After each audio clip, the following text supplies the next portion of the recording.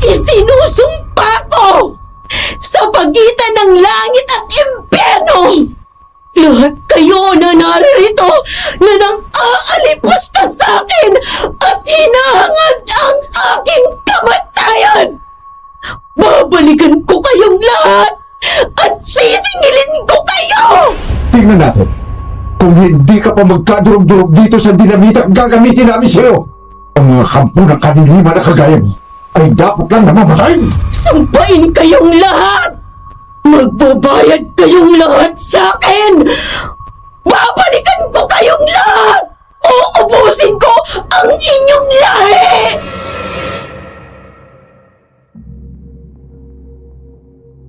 Isang nakakatakot na araw po sa inyong lahat.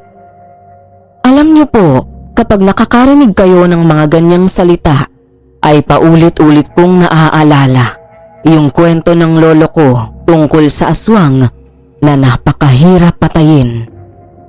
Hayaan niyong i-share ko din sa inyo ang kwentong kababalaghang ito.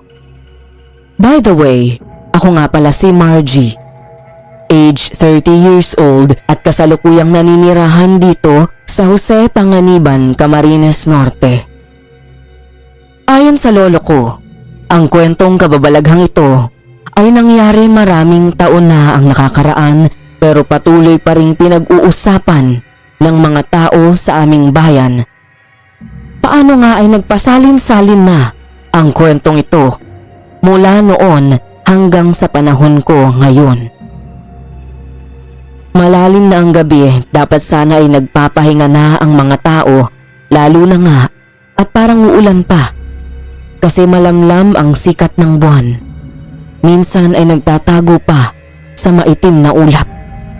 Nagkakagulo ang mga tao papalabas ng malaking bahay Kastila. Armado ng itak at sibat ang lahat. Puwersahan nilang inilabas sa bahay ang isang babae na nasa edad 50 anyos. Nakasuot ng purong itim na damit. Mahaba ang buhok na abot hanggang bewang. Mahahaba din ang mga kuko nito. Ito si Aling Iska. Mga walang hiya kayo! Anong gagawin niyo sa akin? Dapat na matapos ang ginagawa mong paghahasik ng ragim. Marami ka ng pinirwisyong tao. Marami ka ng nabiktima. Ang mga taong pinatay ko ay mga magnanakaw at mapaghangat ng hindi maganda sa kapwa. Kung hindi sila nagnakaw dito sa mansyon, hindi mangyayari sa kanila yun. Mga hangal sila! Sa akala mo ba ay maniniwala kami sa'yo? Natural! Yan ang sasabihin mo. Kasi dito namin nakita ang mga bangkay pero ang totoo niyan, biniktima mo sila at dinala dito. Sige mga kasama, itali na sa poste ang babae niyan! Dinala nga ng mga kalalakihan sa malaking poste si Aling Iska. Itinali ang magkabilang kamay, pati ang bewang at ang lieg ni Aling Iska ay nilagyan ng lubid para siguradong hindi na ito makakawala pa. Kaya lalong nag-ulol sa galit si Aling Iska. Isinusumpa ko sa pagitan ng langit at impyerno! Lahat kayo na naririto na nang aalipusta sa akin at hinahangad ang aking kamatayan! Babalikan ko kayong lahat at sisingilin ko kayo! Pagbabayarin ko kayo hanggang sa inyong mga anak at apo! Mapipigilan niyo ako ngayon pero hindi niyo mapapatay ang aking lahi! Tingnan natin. Kung hindi ka pa magkadurog-durog dito sa dinamita gagamitin namin sa'yo, ang mga kampo ng kadiliman na kagaya mo ay dapat lang namamatay! Sampain kayong lahat! Magbabayad kayong lahat sa akin! Babalikan ko kayong lahat! Uubusin ko ang inyong lahi! Isinabit ni Ambo ang bugkos na dinamita sa liig ni Aling Iska. Matapos ay inayos nito ang mahabang mitsa. Sinenyasan ang mga tao na maglayuan na at magtago para hindi masaktan kung sumabog na ang dinamita. Nang makapagtago na ang lahat, ay sinindihan na ni Ambo ang mitya ng dinamita. Tapos ay nagmamadali itong tumakbo palayo kay Aling Iska para magtago. Isinusumpa ko. Babalik ako sa tamang panahon. Lahat kayo. Sisingilin ko ng mahal. Pagbabayaran yung ginawa yung ito. Hindi ako mamamatay. Maniningil ako sa inyong lahat. Kasunod niyon ang malakas na pagsabog ng dinamita. Yumanig ang lupa sa lakas ng pagsabog na yun. Nawasak ang poste at tumumba. Nagkawasak-wasak ang katawan ni Aling Iska at kumalat sa paligid ng mansyon at ang naputol na liig nito ay tumilapon paitaas at bumagsak sa likurang bahagi ng bahay ng Kastila. Pero hindi na yun nakita ng mga tao dahil lahat ay nagtago nang sumabog ang mga dinamita. Wala na rin kahit isa ang lumapit matapos ang pagsabog. Pinanaw na lang ang mga putol na paa ni Aling Iska na naiwan sa tabi ng putol na poste. Nagwakas na rin ang kasama niya. Malagim na kamatayan ang nararapat sa mga aswang na kagaya niya. Mga kasama, makakatulog na tayo ng panatag ngayon. Pwede na tayong muwi. Sigurado ka ba na patay na siya? Oo, Amy, patay na siya. Tingnan mo, sa lakas ng pagsabog ng dinamita, mga paa na lang niya ang natira. At, teka muna, bakit nandito ka pa? Ang bata mo ay pag-alagala ka sa gabi. Dapat sa'yo ay nagpapahinga na. Nagising kasi ako sa lakas ng pagsabog. Akala ko kung ano na yun. Kaya pala kayo nagkakagulo dito. May sumabog pala. Tsaka hindi na ako bata. 15 anos na ako. Umuwi na tayong lahat, pati ikaw bata, ha? Umuwi ka na rin. At, teka, sino ba ang magulang mo? Bakit parang ngayon lang kita nakita dito? Bagong lipat lang kami dito. Hindi rin kami magtatagal. Ganun ba? O sige, umuwi ka na rin, Ining. Sumang-ayon naman kay Ambo ang lahat ng mga taong naroon. Nag-alisan na lahat. Naiwan doon si Charito, na natiling nakatingin sa mga putol na paa ni Aling Iska. Hindi nagtagal ay nagsalimbayan ang malalakas na kulog at kidlat.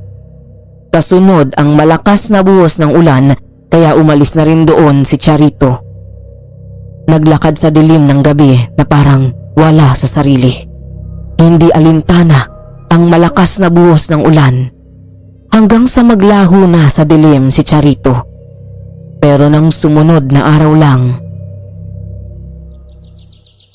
Mga kasama, mali ang iniisip natin na kapag namatay na ang aswang na si Iska, ay magkakaroon na ng katahimikan ng ating lugar. Sa tingin ko, ay hindi lang iisang aswang. Mayroon pang ibang aswang. Kasi meron na namang nabiktima. Kung ganon, ay kailangan pala ulit na magronda tayo gabi-gabi para mahuli natin ang aswang na yan. Tama ka. Mula mamayang gabi, ay muli tayong magbabantay para na rin sa kaligtasan ng ating mga mahal sa buhay. Hindi ba mayroong usap-usapan noon na mayroong apoyang si Aling Iska? Hindi kaya yun ang pumapatay? Hindi ba sinabi niya na hindi natin siya mapipigilan? Baka ang tinutukoy niya ay ang pagkahasik ng lagim ng kanilang lahi. Pero wala pa namang nakakita sa apo ni Aling Iska. Malaking pagkakamali na hindi na natin hinanap sa bahay Kastila ang apo niya. Sana wala na tayong sakit ng ulo ngayon. Pero hindi bale. Kahit anong sikreto ay sumisingaw din. Makikilala din natin siya. nang sumunod na gabi, nagronda nga ulit ang mga tao sa pangunguna ni Ambo. Bawat sulok ng lugar nila ay kanilang inikot. Mayroon lang silang mga dala na malalakas na sulo at baril, itak at sibat na buho. Nang mapadaan sila sa isang maliit na bahay na yari sa pawid at sawali, ay nakarinig sila ng malakas na sigaw ng babae. Sa bahay ni Aida yun! Tayo na! Dalian ninyo! Haligiran natin ang bahay! Nagmamadali nga ang lahat na pinaligiran ang maliit na bahay. Tapos ay pinasok ni Ambo at ng isa pang lalaki ang bahay kung saan ay nakita nila ang duguang katawan ng mag-asawa. May mga kagat iyon sa lieg. Naroon din ang sugatang batang lalaki na umiiyak. Nasa edad 5 taon ito. Siya si Joel. Tulong po! Tulungan ninyo ang nanay at tatay ko! Ano ba nangyari dito? Sino ang gumawa niyan sa kanila? Malaking aso po na kulay itim! Pumasok dito at kinagat nila! Pati ako nakagat din! Maghanap kayo sa paligid! Baka naandyan pa ang malaking asong itim na pumatay sa mag-asawa. Aswang yun! Hindi na naabutan ng mga tao ang aswang, kaya nang sumikat ang araw ay naghukay na ang mga tao ng paglilibingan ng mag-asawang biktima ng aswang. Matapos na makapaghukay ng malalim ay inilibing na roon ang mag-asawa. Patuloy naman ang pag-iyak ni Joel. Nanay! Itatay! Sino na po mag-aalaga sa akin ngayon? Wala na kayo! Ako na lang mag-aalaga sa inyo, Joel. Sasama na kita sa akin. Talaga po, mga ambo? Oo. Sa akin ka natitira mula ngayon. Ako na ang mag-aalaga sa'yo. Pero kung meron pa kayong kamag-anak na pwedeng mag-alaga sa'yo, ibibigay kita sa kanila. Wala na po akong ibang nakilalang kamag-anak namin. Kung ganon, sasama ka na sa akin. Salamat po, mga ambo! Nanay! Tatay! Isama na po ako kay mga ambo. Siya na lang daw po mag-aalaga sa akin. Huwag mo kayo mag-alala. Palagi ko naman kayong dadalawin dito. Mula nga nang mamatay ang mga magulang ni Joel, ay sa bahay na ni Ambo tumira si Joel. Dahil wala namang anak si Ambo at ang asawa nito ay tinuturing ng mga ito na anak si Joel, ay tinuruan ni Ambo kung paano niya ipagtanggol ang sarili. Salamat po sa lahat ng tulong ninyo, Tay Ambo. Palagi ko rin tatandaan ang mga itinuturo ninyo sa akin. Paglaki ko, hahanapin ko ang aswang na yun at papatayin ko para maiganti ko sina inay at tatay. Tama yun, Joel. Maging matatag at matapang ka. Bata ka pa, kaya marami pong pwedeng mangyari sa buhay mo. Mapanganib din ang paligid, kaya dapat ay marunong kang ipagtanggol ang sarili mo. Opo, tatandaan ko po lahat ng yan. Pagkatapos ng maraming taon, ay bumalik sa bayang ito si Charito at kasama ang kanyang batang pinalaki niya na si Wendy na ngayon ay 20 anyos na. Sakay ng kotse ay umikot sa lugar na yon sina Charito at Wendy hanggang marating nila ang pinakamataas na parte sa lugar na yon. Bumaba sina Charito at Wendy. Tinanaw nila ang kabuuan ng lugar. Maraming taon ang nakakaraan. Pero ang lugar na ito wala pa rin masyadong ipinagbago. Oo nga, tita. Parang ang boring ng lugar na to. Parang mahirap ditong tumira. Pero kailangan na magsanay ka na sa ganitong lugar. Kasi plano kong dito manirahan pansamantala habang mainit pang politika sa lugar natin. Para makaiwas na din muna ako sa mga kalaban ko. Hindi ko pala nasabi sa'yo na ako ang nakabili ng malaking bahay na nasa bukana ng baryong ito. Tita, wala ka na bang planong tumakbo ulit bilang mayor sa lugar natin? Parang napapagod na ako. Gusto ko munang magpahinga sa politika. Dito na lang muna tayo. Maganda dito. Tahimik at presko ang hangin. Malayo din sa aking mga kaaway. Ay, parang hindi ako makatatagal sa lugar na to eh. Maiinip ako dito, tita. Sige, pwede ka naman ang bumalik dun sa atin. Si Aling Nadia na lang ang kasama ko dito. At yung isang driver natin, yun naman eh, kung kaya ng konsensya mo na iwanan ako. Palagi naman kitang dadalawin dito, tita. Sige na, payagan mo na ako doon na lang sa atin. Hindi talaga ako sanay sa ganitong lugar. Sige, mahirap namang pilitin ang taong ayaw. Tayo na, nagugutom na ako. Baka nakaluto na si Aling Nadia ng lunch. Muli nga na sumakay sa kotse sina Charito at Wendy para umalis sa lugar na yon. Nakasalubong nila si Joel na galing sa bayan kaya nakaporma ito. Pantalong maong at jacket ang suot niya. Napatingin si Wendy kay Joel. Ngumiti naman ito kay Wendy. Nang makita ni Charito na nakatitig sa kanila si Joel ay binuksan niya ang bintana ng kotse. Ipinakita ang baril kay Joel. Anong tinitingnan mo dyan, ha? Wala po.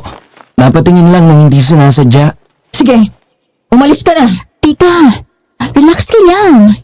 Sa tingin ko naman ay hindi siya gagawa ng masama. Natakot na tuloy na makita yung baril mo. Alam mo naman na mainit ang sitwasyon natin, hindi ba? Naniniguro lang ako. Ay naku tita, sobra talagang tapang mo. Kaya marami ang takot sa iyo eh. Naging matapang ako dahil na rin sa dami ng hirap na pinagdaanan ko sa buhay. Kailangan kong maging matatag at matapang kasi wala naman akong ibang maaasahan. Maaga akong iniwanan ni Lola Iska. Napabuntong hininga na lang si Wendy. Kahit nakalampas na ang kotse kay Joel ay tinatanaw pa rin ni Wendy sa side mirror ang binata. Nang hindi na makita sa side mirror ng kotse, ay inilabas pa nito ang ulo sa bintana at tinanaw si Joel. Bakit ba parang hindi ka mapakali dyan sa inuupuan mo? Para kang may bulati sa puwet. Halos mabali na yung leeg mo sa kakalingon. Kasi tita, parang pamilyar sa akin ng lalaki yun eh. Parang naging kaklase ko siya. Baka naman kamukha lang. Kasi kung naging kaklase mo talaga siya, tsak nababatiin ka na, hindi ba? Umiti na tita. Kaya lang natakot sa'yo. Naku, nagkulay suka ang mukha nang makita ang baril mo. Nang makarating nga sila sa bahay ay nakaluto na nga si Aling Nadia. Kaya naman nagpahain na si Charito at sabay na silang kumain ni Wendy. Matapos kumain ay naisipan ni Wendy na lumabas ng bahay at maglakad-lakad sa paligid hanggang sa makarating si Wendy sa mapunong lugar. Natuwa ito nang makita na maraming bunga ang punong mangga. Nahinog na nga ang ibang bunga at nahulog na sa lupa. Pero saglit lang ang katuwaan ni Wendy. Paano ay may naramdaman ito na parang may ibang tao sa paligid. Meron kasing tumakbo sa gawing likuran niya. Pero nang lumingon siya, ay wala naman siyang nakita. May tao ba dyan? Lumabas ka na! Huwag mo na akong takutin! Sino ka? Walang tumugon sa tanong ni Wendy. Salip ay nakarinig ulit siya ng mga tunog ng nadurog na tuyong sanga ng puno na parang inapakan. Kaya naman nakadama na ng takot si Wendy at napaatras. Naapakan niya ang isang bunga ng mangga kaya dumula siya tumakbo pero nasalo siya ni Joel. Naku po, mag-iingat ka! Ikaw pala. Naku, salamat ah. Kanina ka pa dito? Hindi kadarating ko lang. Napadaan lang ako at nakita kita. Lalapitan sana kita nang bigla kang tumumba. Ganun ba? Kasi kanina, meron akong nakita na parang tumakbo at nagtago sa punong yun. Doon ba? Sandali lang at titingnan ko. Para malaman natin kung ano yun. Marahan nga na nilapitan ni Joel ang puno na itinuro ni Wendy. Tiningnan niya kung ano ang meron doon. Wala namang nakitang kakaiba roon si Joel kaya bumalik na ito kay Wendy. Wala naman. Baka ibon lang yun. O kaya naman ay mga nahulog na tuyong sanga ng puno. Ganun ba? Natakot talaga ako eh. Siya nga pala. Salamat ah. Ako nga pala si Wendy. Bagong lipat lang kami dito. Ako naman si Joel. Mag-iingat ka palagi. Minsan ay ang daming mababangis na hayop gubat na naliligaw dito sa baryo na naghahanap ng makakain. Minsan ay tao ang kinakagat nila kapag gutom na talaga sila. Ako, nakakatakot naman pala dito sa inyo. Kung ganun pala, bakit hanggang ngayon ay marami pa rin tao dito? Nasanay na kasi ang mga taga rito sa ganoong sitwasyon. Kaya ingat na lang ang ginagawa namin. Halika na. Ihatid na kita sa inyo. Sige, samahan mo na nga ako. Hindi ko na malayo na palang narating ko. Nalibang ako sa paglalakad. Habang naglalakad ang dalawa pabalik sa bahay ni Wendy, ay naging masaya naman ang pag-uusap nila. Pati ang mga personal na bagay tungkol sa kanila ay ikinuwento na nila. Halos pareho sila ng kalagayan at naging buhay, kaya naman sa maikling kwentuhan ay parang nahulog na ang loob nila sa isa't isa. Kaya nang makarating na sila sa gate ng bahay ni Wendy, Salamat ulit sa'yo, Joel. Sana hindi pa ito ang huli nating pagkikita. Alam mo kasi, bagong lipat lang kami dito kaya wala pa akong kakilala. Ikaw pa lang. Oo naman. Palagi naman akong dumadaan dito, kaya magkikita pa ulit tayo. O paano? Aalis ako. Baka inaantay na ako ni Tito Ambo ko. Ay, siya nga pala. Nanay mo yung kasama mo? Ay, si Tita Charito. Hindi ko siya relative. Anak ako ng dati niyang close aid. Tapos nang mamatay ang mama ko sa pagliligtas kay tita, siya na yung nag-alaga at nagpalaki sa akin. Itinuring niya akong anak. Kasi hindi naman siya nagkaroon ng pamilya. Ako lang. Ah, ganun ba? Mukhang tapang niya eh. Oo. Naging malipit siyang mayora sa lugar namin para mapanatili ang kaayusan at katahimikan doon. Yan nga lang, nagkaroon siya ng mga kaaway. ngumiti ng matamis si Joel tapos ay umalis na. Kaya naman malayo na ito ay tinatanaw pa rin ni Wendy. Nakapokus ang pansin ni Wendy kay Joel kaya hindi na niya namamalayan na nakalapit na pala sa kanya si Charito at kanina pa siya pinagmamasdan. Nang hindi na matanaw ni Wendy si Joel ay saka pumasok sa gate ng bakuran nila. Nagulat ito nang makita si Charito. Naku po!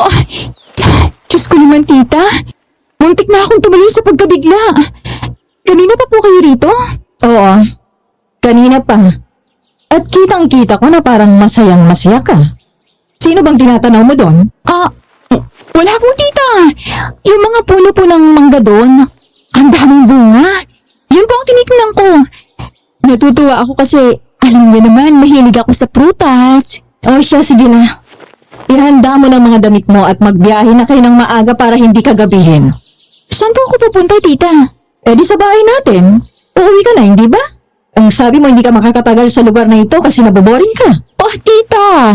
Sinabi ko lang yun kasi wala pa akong nakikitang maganda. Pero ngayon parang mawili na ako dito. Hindi ka na aalis? Hindi mo na ako iiwanan dito? Hindi na po, tita. Kung nasan kayo, mananatili ako sa tabi niyo. Ay nako, mabuti naman at nakapag-isip-isip ka. Parang gusto ko nang magalit sa iyo eh. Kung iiwanan mo talaga ako dito. Sus, hindi ko naman gagawin yun, tita. Takot ko lang sa inyo. Dapat lang alam mo naman ang ugali ko. Gusto ko, palaging nasusunod kung ano ang gusto ko.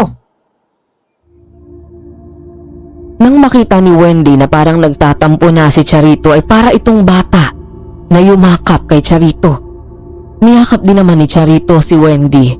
Pero nang umihip ang hangin at gumalaw ang mga halaman at mga sanga ng puno, ay bumitaw si Charito sa pagkakayakap kay Wendy. Tumingin siya sa paligid. Parang bigla siyang kinabahan. Pakiramdam kasi ni Charito ay merong nakamasid sa kanila. Tumingin siya sa paligid pero wala naman siyang nakita. Bakit po, tita? May problema ba? Wala. Baka guni-guni ko lamang yan. Pakiramdam niyo ba? Mayroong nakamasid sa atin? Alam niyo, tita, ganyan din yung pakiramdam ko eh. Akala ko pa nga ay mayroong tumakbo kanina sa likuran ko. Pero nang tingnan ko, wala naman akong nakita na kahit ano. Tama ka. Ganun nga ang naramdaman ko. Ibig sabihin ay naramdaman mo din yun? Opo, ganun yung pakiramdam ko kanina nang nasa ilalim ako ng punong mangga. Kaya natakot ako't umuwi na kaagad. Sa susunod ay huwag kang aalis na mag-isa lang, ha? Baka may mangyaring masama sa'yo. Hindi ko naman malalaman agad yun. Pero sabi niyo naman na safe at tahimik sa lugar na to, di ba? Kaya siguro ay naninibago lang tayo. Lalo pa nga at ang lugar na to ay mapuno at malapit sa mga bundok. Ngumiti lang si Charito tapos ay pumasok na sila sa loob ng bahay kaya hindi na nila nakita na merong nilalang na umalis sa makapal na halamanan. Nang gabing yun, napabalikwa sa kinahihigaan si Charito nang maramdamang may kumakalusko sa bintana ng kanyang kwarto. Kaagad niyang kinapa ang baril na nasa ilalim ng unan. Kaagad na lumapit sa bintana at nakiramdam. Pero wala na ang kaluskos doon. Marahan siyang lumabas ng kwarto. Malamlam ang ilaw sa salas. Nagtungo si Charito sa kusina. Kumuha siya ng fresh milk doon. Natigilan siya nang maramdaman na merong nakatayo sa likuran niya. Kaya naman mabilis siyang lumingon. Nakatutok ang baril. Akala mo hindi kita nakita, ha? Alam kong nandyan ka sa likuran ng kabinet. Lumabas ka! Nang walang sumagot sa sinabi niya ay marahan siyang lumapit sa likuran ng kabinet kung saan nakita niya na isang malaking asong itim ang naroon. Nang makita na nakatutok ang baril ni Charito, ay kaagad na tumakbo ito palayo. Sa gulat ni Charito ay pinaputukan ang malaking asong itim na tumatakas. Dahil doon ay nagising si Wendy at ang dalawang tauhan nila sa bahay. Merong nakapasok dito na malaking asong itim. Singlaki na siya ng tao. Tumayo siya sa likuran ko. Mabuti na lamang at may dala akong baril. Kung hindi, baka nakagat niya na ako. Malaking asong itim? Singlaki ng tao? Tita, baka naman hindi na ordinaryong aso yun. Baka aswang na yun. Yun nga din ang naisip ko.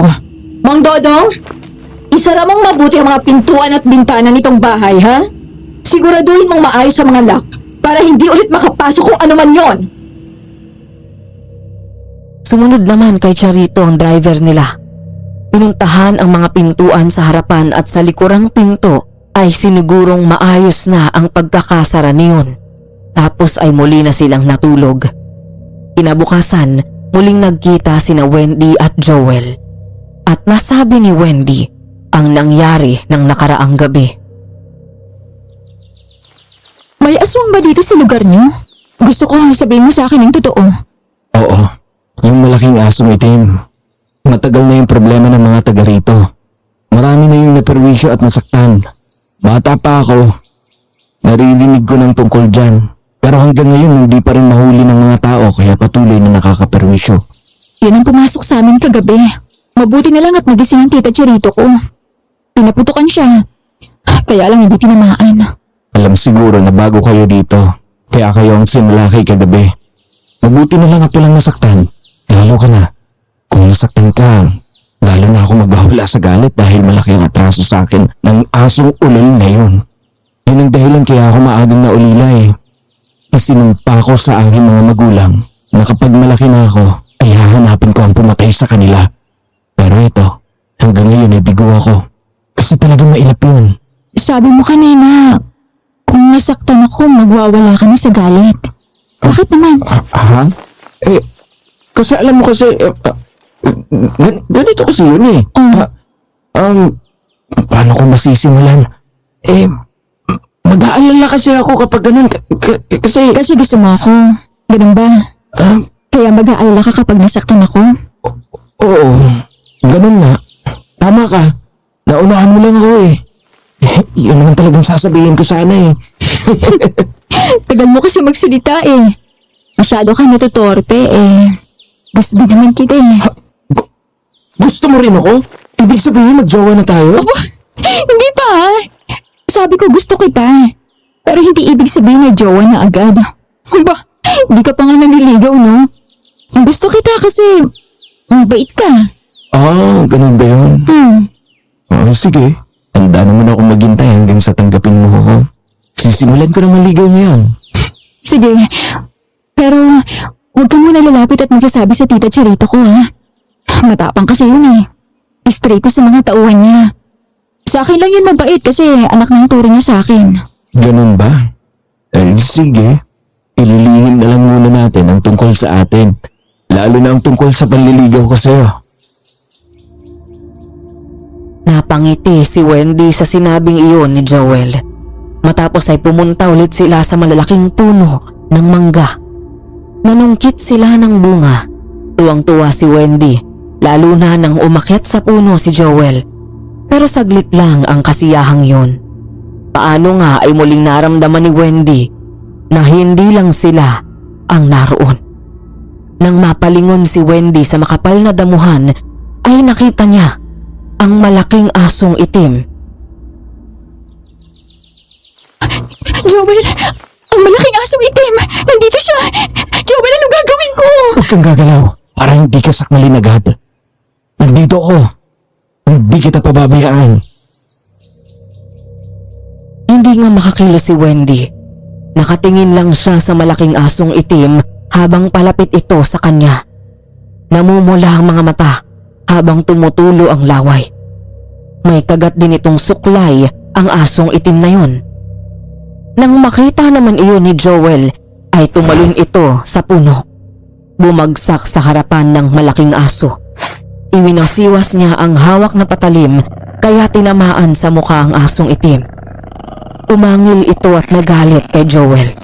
Binitiwan niya ang kagat-kagat na suklay at sinugod si Joel kaya nagpambuno sila. Mag-iingat ka, Joel! Makakaganti na rin ako sa iyo, halimaw ka! Pinatay mo ang mga magulang ko! Mamamatay ka din ngayon! Joel, ingat ka! Teka, tulungan na kita! Dumampot ng malaking kahoy si Wendy tapos ay inihampas sa likuran ng asong itim. 3 ulit na hinampas ni Wendy ang aso pero hindi siya pinapansin ng asong ito habang patuloy na sinasalakay si Joel. Nang mabitawan ni Joel ang patalim ay hinawakan ni Joel ang bibig ng asong itim para hindi siya makagat. Tinadyakan ni Joel ang aso pero hindi pa nakakatayo si Joel ay muli na siyang sinalakay nito. Binalya siya kaya tumumba si Joel. Nahilo siya kaya naman kinagat ulit ng aso ang suklay at marahang lumapit kay Wendy na parabang may gustong sabihin. Takot naman si Wendy na hindi makakilos sa kinatatayuan. Maya-maya lang ay 2 malalakas na putok ng baril ang narinig ni Wendy. Dumating pala si Charito at binaril ang asong itim. Tumama sa katawan ng aso ang 2 bala. Bumagsak ito kaya nakalapit si Charito kay Wendy. Noon muling tumayo ang aso kahit nag-aagaw buhay ay pinakita pa rin ito ang kagat-kagat niyang suklay. Lumayo po kayo sa kanya! Baka mangagat ulit yan! Hindi na mangyayari yon kasi tutuluyan ko na siya para matapos ng lagim na inihahasik niya. Oo nga, tita! Patayin mo na siya! Nang muli ngang humakbang ang aso ay wala nang galit sa mukha niyon. Bagkus ay pilit na ipinapakita kay Charito ang suklay na kagat-kagat. Pero dahil sa pangamba takot ni Charito na kagatin sila ng aso ay muling pinaputok ang hawak na baril. Sa pagkakataong ito ay sa ulo na tumama ang bala ng baril. Halos mawasak ang ulo ng aso. Nabitiwan ng kagat na suklay. Walang buhay na bumagsak ito. Umiiyak na yumakap si Wendy kay Charito. Huwag ka nang umiyak. Ligtas ka na. Tita, mabutit dumating ka. Muntik na akong kagatin ng aso na yon. Mabutit nandito rin siya. Maraming salamat sa pagliligtas mo kay Wendy. Wala pong anuman. Ang totoo po ay matagal ko na rin hinahanap ang asong yan. Kasi yan ang pumatay sa aking mga magulang. Siya nga po pala ako si Joel. Ako naman si Charito. At ito ang aking anak na si Wendy. Magkano ang gusto mong ibayad ko sa'yo sa ginawa mong pagtulong sa kanya? Wala po. Gaya ng sinabi ko, hinahanap ko rin ang asong ito. At ako pa nga ang dapat na magpasalamat sa iyo kasi napatay mo siya. Sige po, aalis na po ako. Salamat ulit. Kung kailangan mo ng tulong, huwag kang mahiyang lumapit sa akin. Diyan kami nakatira sa malaking bahay sa Bukana. May utang na loob ako sa'yo. Sige po. Siya nga pala. Ang ganda niyo po. Magkamukha pala kayo ni Wendy. Lihim na kumindat si Joel kay Wendy bago umalis. Kagaya ng pinag-usapan nila, ililihim muna nila kung ano man ang relasyong meron sila ngayon, lalo na kay Charito, dahil natatakot sila na baka kung ano ang isipin sa kanila ni Charito. Nang wala na si Joel, ay muling napansin ni Charito ang suklay na nabitiwan ng aso. Nagtataka lang ako. Kanina nakita ko nakagat niya itong suklay habang nasa harapan mo. Hindi ko maintindihan kung bakit. Oo nga po, tita. Nagtataka ako. Bakit hindi niya ako kinagat? Tapos na makita ka at lumapit sa'yo. Parang ipinapakita yung suklay. Ano kayang meron sa suklay na yan? Damputin mo nga't titingnan ko. Teka lang, tita. Gamitan ko ng panyo. Puro lawi ng aso eh. Gumamit nga ng panyo si Wendy. Dinampot ang suklay at ipinakita kay Charito. Gulat si Charito nang makita nang mas malapitan ang suklay kung saan nabasa niya na nakaukit doon ang kanyang pangalan. Sa kabilang bahagi naman ng suklay ay pangalan ni Aling Iska. Biglang naramdaman ni Charito ang pagkirot ng dibdib. Naalala niyang nangyari kay Aling Iska. Maraming taon na ang nakakaraan. Napabuntong hininga si Charito. Bakit po, tita? Kanina niyo po tinitingnan ang suklay na yan ah. Teka, tingnan niyo po. Nakaukit ang pangalan niyo. Oo. Sa akin ang suklay na yan. Matagal na panahon na mula nang iregalo sa akin yan ni Lola Iska. Kung ganon, bakit nasa asong itim na to? Kaya pala parang ibinibigay niya sa'yo eh. Eh sa'yo pala yan, tita. Oo nga eh. Pero hindi ko din alam kung bakit. Kaya pala mula nang dumating tayo dito, parang palagi nalang may lihim na nakasubaybay sa atin. Gusto pala niyang ibigay ang suklay na ito. Wala talaga siyang balak na saktan tayo. Yun nga din po ang naisip ko ngayon eh. Kasi kung talagang gusto niya tayong saktan, maraming magagandang pagkakataon para kagatin niya ako. Pero hindi niya ginawa. Teka lang po, nasaan na po ba si Lola Iska? Matagal na siyang patay. Malagim na kamatayan ang sinapit niya sa mga taga rito. Sila ang pumatay sa Lola Iska. Hinatay nila si Lola Iska? Pero bakit? Mahabang kwento, Wendy. Malalaman mo din ang lahat pagdating ng oras. Halika na, umuwi na tayo. Pagdating sa atin, linisin mo itong suklay. Sige po, tita. Nang muli nilang lingunin ang aso ay naging abo na ang katawan nun. Kaya naman umalis na sila doon. Nang makarating sila sa bahay ay nilinis ni Wendy ang suklay at ibinigay kay Charito. Nang gabing yun, nagulat si Charito nang makita niyang nasa kakahuyan siya. Ang liwanag na nagmumula sa bilog na buwan ang tangi niyang tanglaw. Mabilis siyang naglakad sa kakahuyan. Makikita ang takot sa mukha niya. Natigilan siya nang makarinig siya ng boses na tinatawag ang pangalan niya. Charito, anak. Tulungan mo ko. Huwag mo kong iwanan. Charito. Lola? Lola, nasan ka? Lola? Bakit mo ko iniwan? Halika dito. Tulungan mo ko. Lola? Lola, nasan ka ba kasi? Lola? Patuloy na hinanap ni Charito sa malawak na kakahuyan si Aling Iska hanggang sa makarating si Charito sa malaking puno ng balite. Nanlaki ang mga mata ni Charito nang makitang may matandang babaeng napakahaba ng buhok na nakadapa sa harapan ng puno ng balite. Ang mga ugat ng puno ay nakagapos sa mga kamay at paa ng matanda. Marahan itong nilapitan ni Charito. Nang malapitan niya ang matanda, ay tinawag niya ang pangalan nun. Lola Iska? Kayo ba yan? Hindi kumibo ang matandang babae. Umiyak lang ito at hinawakan ang balikat ni Charito. Noon iniangat ng matanda ang ulo. Nakita niya na namumula ang mata ng matanda ng mahawi ang mahabang buhok. Ngumiti iyon kaya lumabas ang matutulis na pangil. biglang kumilos ang kamay ng matanda. Hinawakan sa leeg si Charito at sinakal, kaya nagpumigla si Charito at panay ang sigaw niya. Tita! Tita, gumising po kayo! Tita! Wendy, nasaan ako? Nandito po sa bahay natin. Narinig ko na sumisigaw po kayo kaya pumasok na ako sa kwarto niyo. Binabangungot po kayo. Panaginip lang pala. Akala ko ay totoo na. Sandali lang po. Kukuha ko ng tubig. Nagmamadaling lumabas sa kwarto si Wendy. Nang bumalik may dala na itong basong tubig. Ibinigay kay Charito at agad namang uminom ng tubig ito para mabawasan ang tensyon na nararamdaman. Tapos ay napabuntong hininga. Kaya naman bakas din sa mukha ni Wendy ang pag-aalala. Tita, ano po na pinag-inipan niyo? Mukhang takot na takot kayo ah. Ang Lola Iska, nakita ko siya sa aking panaginip. Umiiyak siya at humihingi siya ng tulong sa akin.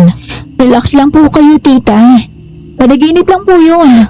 May gusto siyang gawin ko. Kaya siguro hinanap tayo at sinubaybayan ng asong itim na yon para ibigay itong suklay. Gusto siguro ng Lola Iska mo na dalawin ko ang libingan niya. Eh, saan po ba siya nakalibing? Bakit hindi po natin dalawin? Ang buong bakura ng bahay Kastila ang naging libingan niya. Nang patayin siya ng taong bayan, dinamitang ginamit sa kanya.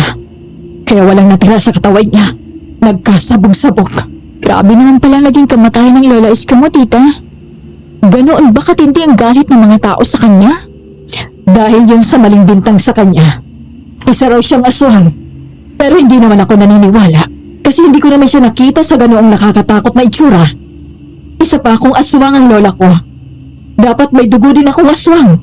Pero wala naman. Hindi naman ako naging aswang mula pa sa aking pagkabata. Kaya alam kong mali ang ibinibintang nila kay Lola Iska. Oo nga po. Kahit naman yung asong itim, hindi rin tayo sinaktan. Sabi nila aswang din. Parang nagkamali din po tayo din kasi ang gusto lang yata ng aso, ibigay sa inyo yung suklay. Tama ka. Dahil kasi sa takot. Minsan nakakagawa tayo ng marahas na bagay. Nang sumikat ang araw, ay pumunta sina Wendy at Charito sa lumang mansyon. Ang bahay Kastila na tinirhan noon ni Charito kung saan pinatay ng mga tao si Aling Iska. Napansin agad ni Charito nang pumasok sila sa bakuran ng mansyon na sobra ng dami ng damo. Makapal at matataas na yon.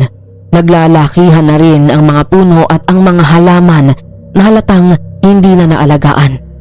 Ang bahay naman ay sira-sira na. Ang mga gate ay kalawangin na.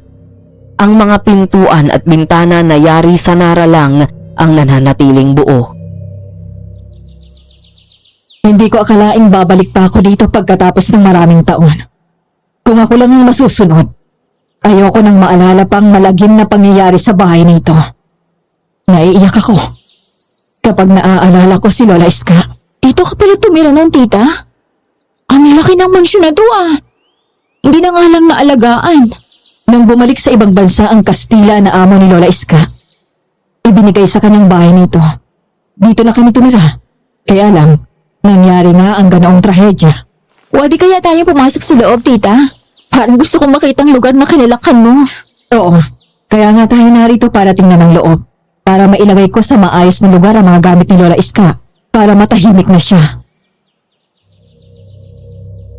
Nang makalapit na sila sa pintuan ng mansyon, nang itulak iyon ni Charito, ay kaagad na umingit at bumukas. Nang makapasok na sila ay nakita nila ang makapal na sapot ng mga gagamba sa paligid ng buong bahay. Puro alikabok ang mga upuan at mesa. Naroon pa rin ang mga nabasag na mga kasangkapan at kwadro ng pasukin iyon noon ng mga tao at puwersahang ilabas si Aling Iska. Isa-isang iniligpit yun ni Charito. Nang biglang, merong kumalabog sa gawing kusina. Tita, parang may tao po yata sa kusina. May kumalabog po eh. Matagal nang abandonado ang bahay na ito. Kaya imposibleng may titira dito. Pinuntahan nila ang kusina. Nang marating nila yon ay ginala nila ang paningin. Biglang may tumalong pusa sa lamesa. Bagay na ikinagulat ng dalawa. Sabi ko na sa'yo eh. Pusa lang yun. Sige na. Ligpitin mo ng mga kalat dito. Ako naman na maglilinis sa salas. Sige po, tita. Nang makabalik na sa sala si Charito ay napalingon siya sa taas ng hagdan. Nakita niyang may malalakas na yabag sa hagdan na tumakbo paakyat. Nagulat man siya at medyo natatakot ay lakas loob siyang umakyat sa ikalawang palapag ng bahay. Nakita ni Charito na nakabukas ang pintuan ng isang kwarto. Napansin niya na may tao sa likuran ng kurtina. Nagtago iyon pero nakita naman ang dalawang paa. Kinuha ni Charito sa dalawang shoulder bag ang kanyang baril. Sino ka? Bakit nandito ka sa aming bahay? Lumabas ka dyan sa pinagtataguan mo. Alam kong nandyan ka kasi nakikita ko ang mga paa mo. Lumabas ka dyan kung hindi malilintikan ka! Nang hindi ito sumagot, hinawi ni Charito ang kurtina at ang plano niya ay tutukan ng baril ang taong naroon. Pero nanlaki ang mga mata ni Charito.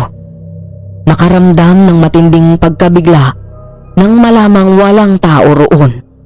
Tanging dalawang putol na paa ang naroon.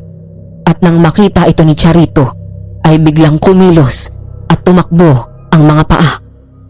Kaya sa pagkabigla niya ay napasandal na lang sa dingding at tiningnan ang dalawang putol na paa na lumapit sa sulok ng kwartong yun kung saan nakatayo ang malaking manika na singlaki ng tao. Ang ulo ni Aling Iska ay doon nakalagay. Ang tagal mo namang dumating, Apo. Ilang taon akong naghintay. Iniwanan mo ko sa panahong kailangan kita. Lola Iska? Buhay kayo? Paano nangyari na nabuhay pa kayo? Kitang-kita ko nang pasabugin nila ng dinamit ang katawan mo. Hindi ako makapaniwala na nakakausap ko kayo ngayon. Nabuhay kayo kahit naputol na ang ulo mo at sumambulat ang buong katawan? Tama ka. Sumambulat nga ang aking katawan dahil sa lakas ng pagsabog. Tanging ang mga paa ko na lang ang nakita nilang naiwan doon sa poste.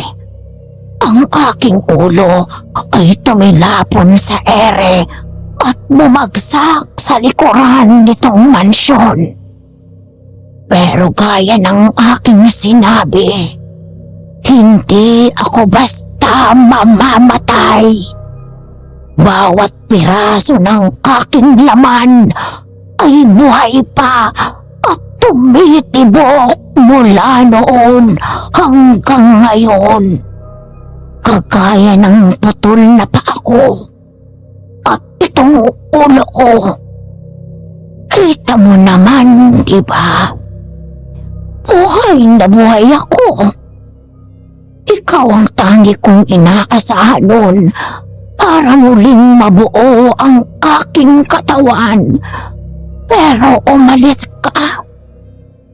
Maraming taon kitang ipinahanap sa aking alagang asong itim. Hindi mo na ba natatandaan si Blackie? Dala niya ang suklay na regalo ko sa iyo. Opo, Lola. Nakita ko na siya, kaya nga ako nandito eh. Nakuha ko ng suklay. Pero wala na si Blackie. Nadisgrasya siya. Kasi mainit din siya sa mga tao dito. Kagaya din noong nawala kayo. Inisip ko na ako ang pag-iinitan ng mga taga rito. Kaya umalis ako. At namuhay sa malayo. Naging mayora ako sa isang bayan. Naging malupit ako, Lola Iska. Kasi lagi kong naiisip ang kalupitang sinapit niyo. Kaya nagkaroon din ako ng mga kaaway. Kaya lumayo muna ako doon upang magkaroon ng katahimikan. Naging masalimuot din pala ang buhay mo, Apo. Di bali, hindi pa naman huli ang lahat. Magkakasama tayong muli, Apo. Tulungan mo ako na buuin ang aking katawan para makakilos na ako. Alam mo bang, ilang taon na akong nandito sa katawan ng matigas na manika na hindi makaalis dito sa isang sulok. Pero paano pa mangyayari yun, Lola Iska? Ang ulo at mga paa mo na lang ang narito. Maraming taon na ang nakaraan mula nang sumabog ang katawan mo sa paligid ng mansyon na ito. Kagaya ng sinabi ko sa iyo, ang bawat piraso ng aking laman ay nananatiling sariwa at tumitibok hanggang ngayon, Charito. Nakakalat lang sila sa paligid nitong mansyon, kung saan-saan lang sumiksik para hindi sila makain ng mga asong galak. Pero sa tagal ng panahon na nakabaon sila sa lupa, tiyako, na para na yung mga makakapal na gomang itim. Sige, Lola Iska. Yun ang gagawin ko. Hahanapin ko ang mga piraso na yung laman sa buong bakurang nito. Sige, yun ang gawin mo, Apo. Ipunin mo sila at linisin. Tapos, ilagay mo dito sa loob ng katawan ng manika upang bumalik ako sa dating anyo. Pero tandaan mo, walang dapat na makaalam nito. Ilihim mo ang lahat. Baka malagay din sa alanganin ng buhay mo kapag nalaman ng sino man ang gagawin mo. Sige po, Lola Iska. Yun ang gagawin ko. Gusto ko na muli tayong magkasama. Mabuhay ng tahimik. Oo, Apo ko. Mabuo lang muli ang aking katawan. Mamumuhay tayo ng tahimik. Magiging masaya na ulit tayo.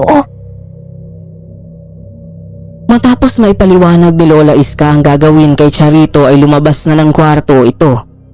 Isinara niya ang pintuan at bumaba sa salas kung saan nakita na naroon na si Wendy. Tita, mukhang hindi natin kakayanin kung tayo lang dalawang maglilinis dito. Napakalaki ng bahay na to eh. Tapos yung bakuran, ang dami pang damot mga halaman. Tama ka. Kailangan natin ng makakatulong sa paglilinis nitong bakuran. Tayo na. Babalik na lang tayo dito sa ibang araw. Lumabas na ng mansyon sina Charito. Nang makalabas sila ng gate, ay pinuntahan ang nakaparadang kotse. Bago sumakay si Charito, ay muli niyang tinanaw ang bahay Kastila. Sa ikalawang palapag ay bahagyang bukas na ang bintana. Doon nakasilip si Aling Iska. Tapos ay sumakay na sa kotse si Charito. Kumuha ka ng mga tambay na taga roon sa lugar natin. Yun ang paglinisin natin sa bakuran ng mansyon. Babayaran na lang natin sila. Bakit dun pa tayo kukuha, tita? Pwede namang dito na lang. Wala naman tayong kakilala na taga rito. At isa pa, may papayag kaya na maglinis ng mansyon? Kinatatakutan nila ang lugar na yon. Sige po, tita. Mamaya din po ibabiyaya ako pabalik sa atin. At kukuha dun ng mga bata. Kahit magsama ka na rin ng mga maedad na. Para mas maging mabilis ang trabaho. Kailangang malinis natin ang buong lugar sa lalong madaling panahon. Sige po. Yun po ang gagawin ko, tita. Nang makauwi nga sila ay inutusan ni Charito ang driver na samahan si Wendy para kumuha ng taong maglilinis ng bakura ng mansyon sa kanilang lugar. Kaya noon din ay bumiyahe na ang dalawa. Kinabukasan ay kasama na ni Wendy ang mga taong kinuha galing sa kanilang lugar. Isinama sa lumang mansyon para maglinis. Noon muling nagkita sina Wendy at Joel. Kayo palang nakabili ng bahay na yan? Oo. Ipinapalinis namin. Masyado na kasi mataas yung mga damot makalat. Maraming ipapaayos sa lugar na to. Pwede bang tumulong ako para makapag-usap din tayo ng mahabang oras? Oo naman. Tumulong ka dito para bayaran ka rin ni Tita Charito. Hindi na kailangan ng bayaran ako. Ang mahalaga ay matulungan kita at makausap ng matagal. Masaya na ako sa ganun. Ang sweet mo naman talaga, Joel. Para tuloy na. Na-in-love na ako sa inyan. Aba, Huwag mo nang pigilan. Gusto ko yan. Kasi mahal na mahal din kita, Wendy. Maya-maya lang naputol ang pag-uusap nila nang lumapit si Charito. Kaagad na nakilala si Joel, kaya naman ngumiti si Charito. Medyo nahiya naman si Joel habang si Wendy ay namula at nataranta nang makita si Charito. Nandito ka pala, Joel?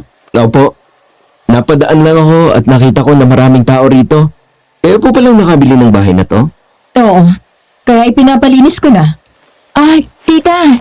Gusto raw tumulong ni Joel na maglinis dito. Sige, kung wala naman siyang gagawin ngayon, pwede kang tumulong sa kanila.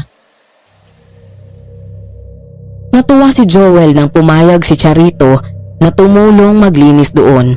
Kumindat ito ng palihim kay Wendy tapos ay dinampot na ang isang itak na naroon at nagsimulang magtabas ng damo. Kumuha naman ng karit si Wendy at tumabi kay Joel para magtabas ng nagtataasang mga damo. Nagulat sila nang bigla ay isang bata ang sumigaw kaya kaagad na lumapit si Joel at kinausap ang bata. Anong nangyari, Joel? Bakit sumigaw yan at parang natatakot? Wala po, ma'am. Nagulat lang siya kasi mayroong gumalaw sa damuhan. Parang daga raw po. Pero ito lang po ang narito. Parang makapal na gomang itim. Parang laruan yata ito eh. Ganun ba? Akin na yan. Kinuha ni Charito ang ipinakita ni Joel.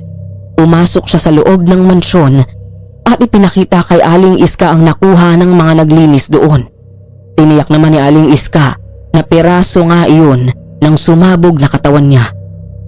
Nagulat si Charito nang makitang tumitibok na ang karneng ipinakita niya kay Aling Iska.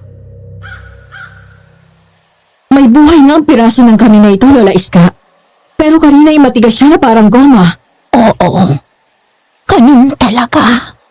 Para kung sino man ang makakita ay hindi mag-iisip na bahagi ito ng aking katawan. Teka, maraming tao sa labas.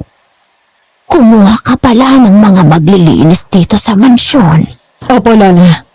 Para madali kong maipon ang mga piraso ng katawan mo na kumalat sa buong lugar nito. Pero wag kayong mag-alala.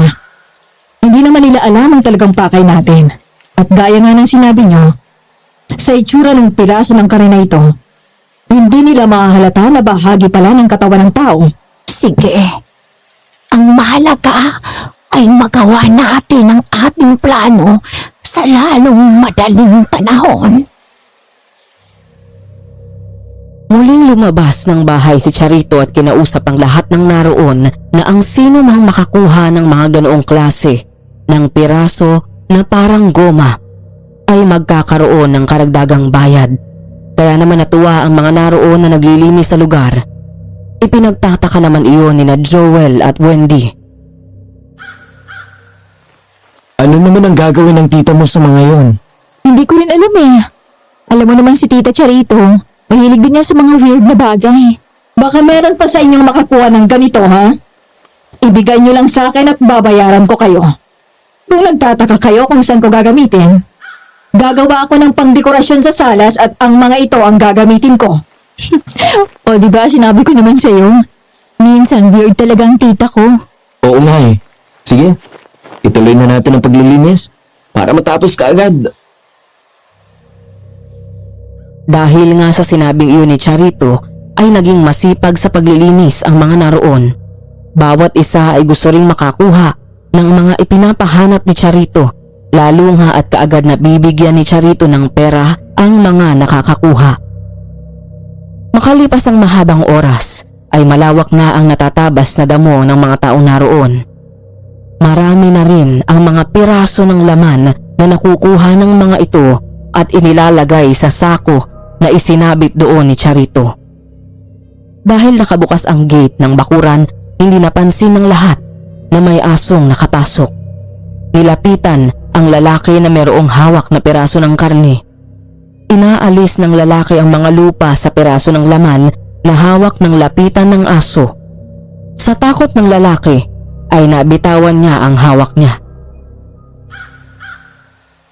Bakit binitiwan mo? Tingnan mo! Puntik ng kaingin ng aso! Sinabi ko naman sa inyo na ingatan nyo at saka babayaran ko kayo! Ibibigay mo sa aso, babayaran ka ba niyan? Natakot po kasi siya na baka makagat ng aso. Kaya binitawan na lang niya. Kailangan ko kasi ng marami nito. Kaya sayang kung kakainin lang ng aso. Sige tita, babantayan ko na lang sila. Sisiguraduhin ko na lahat na makukuha nila ay mailalagay sa sako. Sige, ikaw na nga bahala sa mga yan. Pinapainit ang ulo ko. Nagpatuloy nga ang lahat sa paglilinis sa bakuran ng mansyon at lahat ng nakukuha nilang piraso ng karne na iniisip ng lahat na goma lang ay inilalagay sa sako. Pero napansin ni Joel na mayroong kakaibang nangyayari sa sako. Nang napatingin si Joel doon ay nakitang mayroong gumagalaw sa loob ng sako. Pero nang silipin ni Joel ang loob ng sako ay wala namang pagkilos doon. Kaya napakamot na lang siya ng ulo. Sa buong maghapon ay nakakuha ng maraming piraso ng laman ang mga nagtatabas doon. Kaya pagsapit ng gabi ay dinala ni Wendy ang sako kay Charito. Sinabi mo ba sa kanila na dito na sila matulog? Maraming kwartong bahay nito. Meron pa sa likuran. Saka na sila umuwi kapag tapos ng trabaho dito. Opo tita, sinabi ko na sa kanila yun.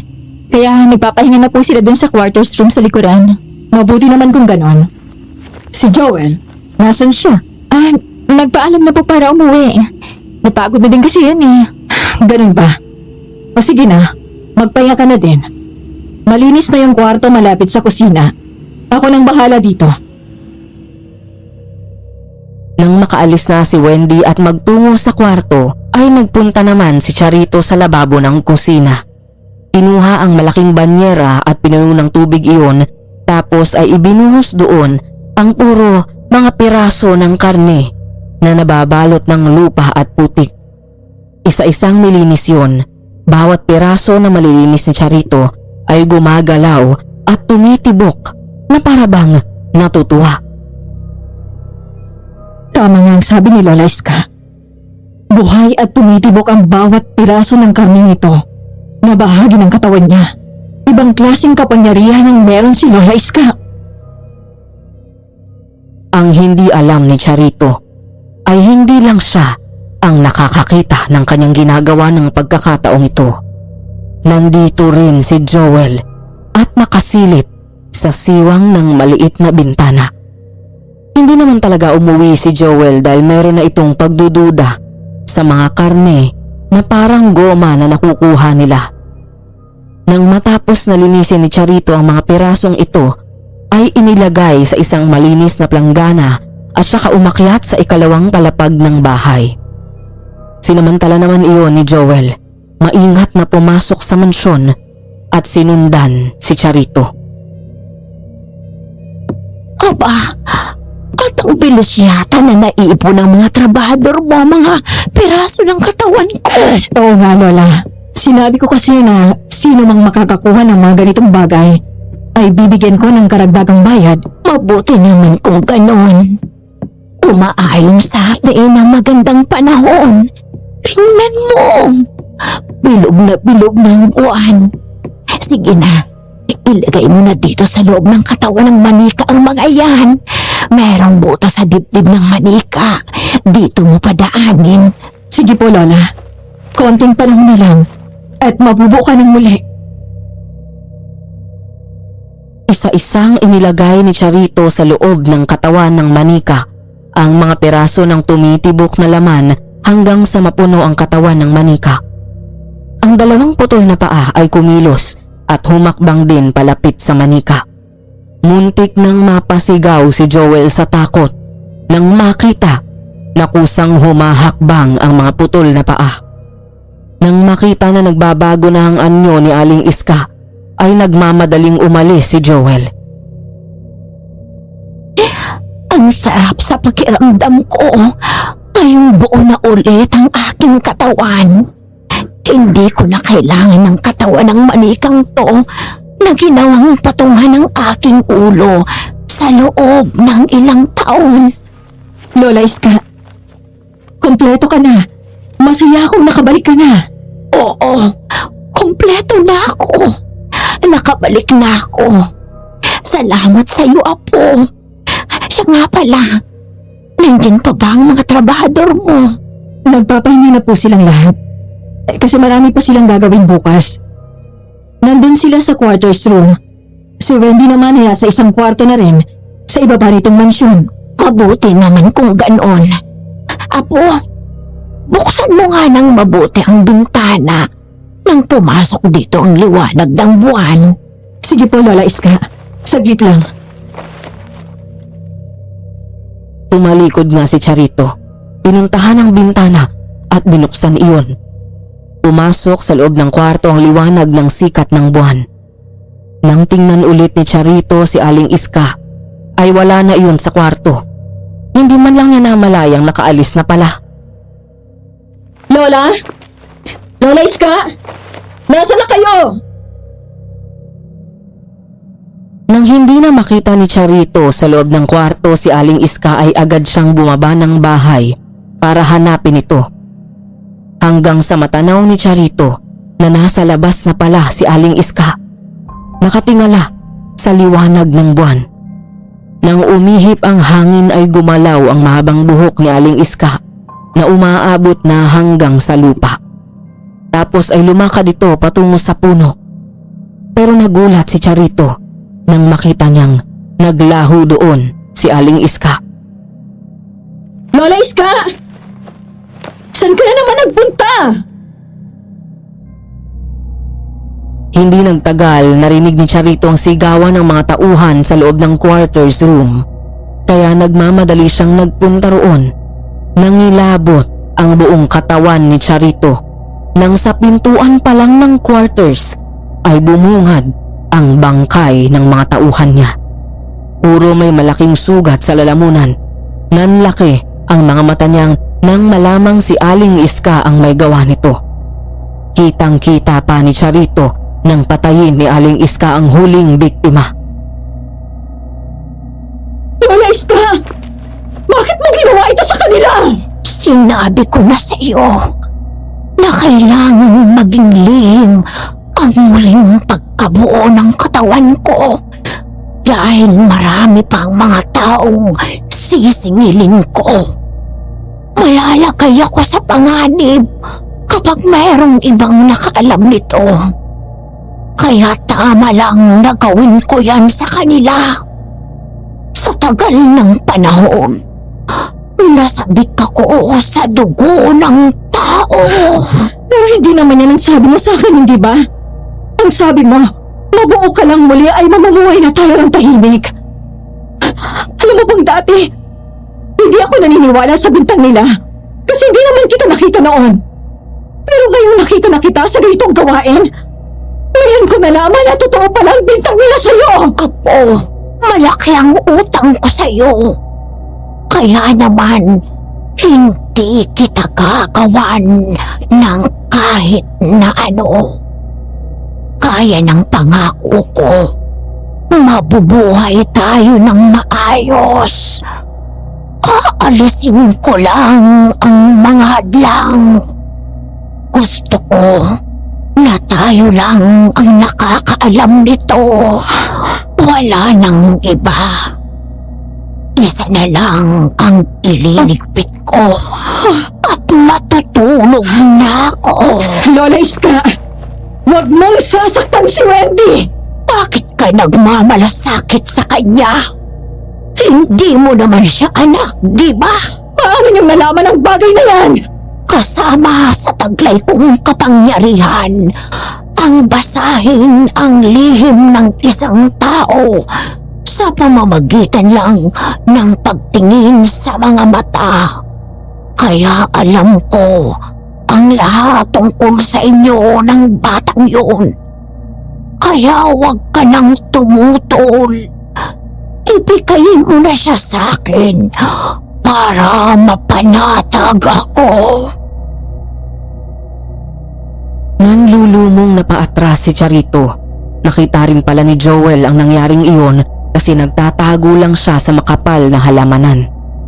Kaya patakbong Pumasok sa loob ng mansyon si Joel at hinanap ang kwarto ni Wendy. Madali naman niyang nakita iyon dahil narinig niya ang pag-uusap ni na Wendy at Charito kanina. Bakit ka pumasok dito? Magagalit si tita kapag nalamang nandito ka. Mayayari tayo niyan. Kaya nga huwag kang maingay.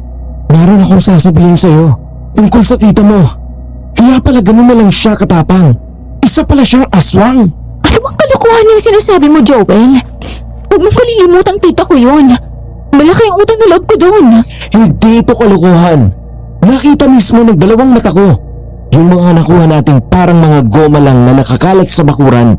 Mga totoo palang laman ng tao yun. Nagduda na ako nang makita kong may gumagalaw sa loob ng sako. Kaya lihim kong binantayan ng tita Charito mo. Nang malinis na ang mga karne, gumagalaw yun, Wendy. Ano? Joel, huwag mo naman akong takutin. Totoo ba talaga yan? Ito pang natuklasan ko. Yung manika sa taas, may nakapatong na pugot ng ulo ng matanda, pero nagsasalita. Tapos may mga putol na paa na gumagalaw at doon sa katawan ng manika inilagay ng tita Charito mo ang mga tumitibok na karne. At yun na, nabuo na yung matanda na tinawag ni Ma'am Charito na Lola Iska. Tama, Lola Iska. Pero, matagal nang patay ang Lola Iska niya. Nabuhay nga. Nakita ko. Pinatay na ang lahat ng nandito. Yung mga katulong nating maglinis kanina. Maliwanag ka sa mga sinasabi ko. Nakakatakot ang tita mo at yung matanda. Lahi sila ng aswang.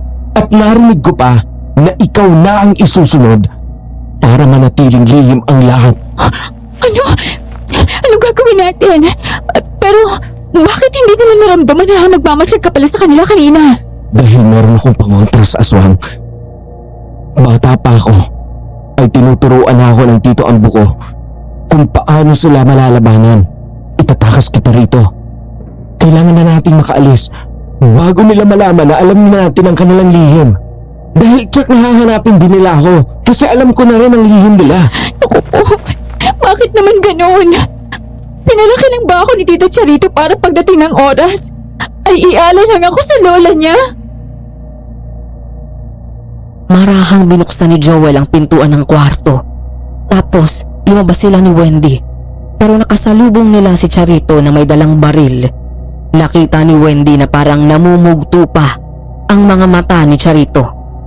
Aatras sana sila. Pero nasa kabila naman si Aling Iska. Kaya nasukol na ang dalawa. Takot na takot sina Joel at Wendy. Tita, alam ko na po lahat. Maawa kayo sa amin. Huwag niyo kami ibibigay sa Lola Iska mo na isang aswang. Kahit anong pakiusap mo ay hindi ka na niya pakikinggan pa, Wendy. Mas mahalaga sa kanya na manatiling lihim ang tungkol sa kanila ng Lola Iska niya. Tita, mahal mo ako, diba? Minahal din kita at itinuring na parang isang tunay kong ina. Kaya bakit kailangang matapos ito sa ganito? Hindi ko alam na ganito ang mangyayari, Wendy. Na mas magiging magulo ang sitwasyon sa pagkabuong muli ng katawan ng Lola Iska ko. Oh, tapos na ba kayong mag-usap? Magpaalam ka na sa anak-anakan mo, Charito. Total, ay wala ka namang pagpipilian. Mas mahalaga pa din tayong dalawa. Napakasama ninyo! Mga kampon kayo ng kadiliman! Hindi ako papayag na saktan ninyo si Wendy! Eh di kung ganon, ay uunahin na kita para hindi mo na rin maipagkakalat ang natuklasan mo ngayong gabi. Kumilos ang mahabang buhok ni Aling Iska. Mabilis na pumulupot sa liig ni Joel. Pero matindi rin ang determinasyon ni Joel na mabuhay. Pinutol niya ng patalim ang buhok ni Aling Iska kaya nakawala si Joel. Tapos ay ibinato niya ang patalim. Tumama sa dibdib ni Aling Iska. Bagay na lalong ikinagalit ng matanda. Hangal ka talaga, binata. Lalo akong nasabik sa dugo mo. Charito, tapusin mo na din ng isang yan. Tita, wag! Natigilan sina Joel at Wendy nang iangat ni Charito ang baril at itutok sa kanila. Patuloy din ang pag-agos ng luha ni Charito habang naririnig ang sigaw ni Aling Iska na tapusin na ni Charito ang dalawa. Hindi nagtagal ay kinalabit ni Charito ang baril. 3 putok ang umalingaw-ngaw. Napapikit si Wendy pero wala siyang sakit na naramdaman. Nang muling idilat ang mga mata, nalaman niyang si Aling Iska pala ang binaril ni Charito. Nakiusap ako sa inyo na huwag niyong sasaktan si Wendy! Pero mapilit kayo! Hindi ako papayag na saktan niyo siya! Dahil anak na ang turing ko sa kanya! Tita, salamat po! Walang hiya ka! Isa ka ring hangal! Nagsisisi ako kung bakit ako pang naging dahilan ng pagkabuo ng iyong katawan! Parang ako na din ang muling nagdala ng lagim sa bayang ito! Kung ganon, ay nakapili ka na ng kapalaran mo. Tatapusin na din kita para manatiling lihim ang lahat ng tungkol sa akin. Para malaya akong magantihan ang lahat ng mga may atraso sa akin. Papatayin ninyo ang sarili ninyong apo? Napakasama ninyo! Ang totoo ay hindi ko naman siya tunay na kadugo. Anak siya ng mga amo kong Kastila.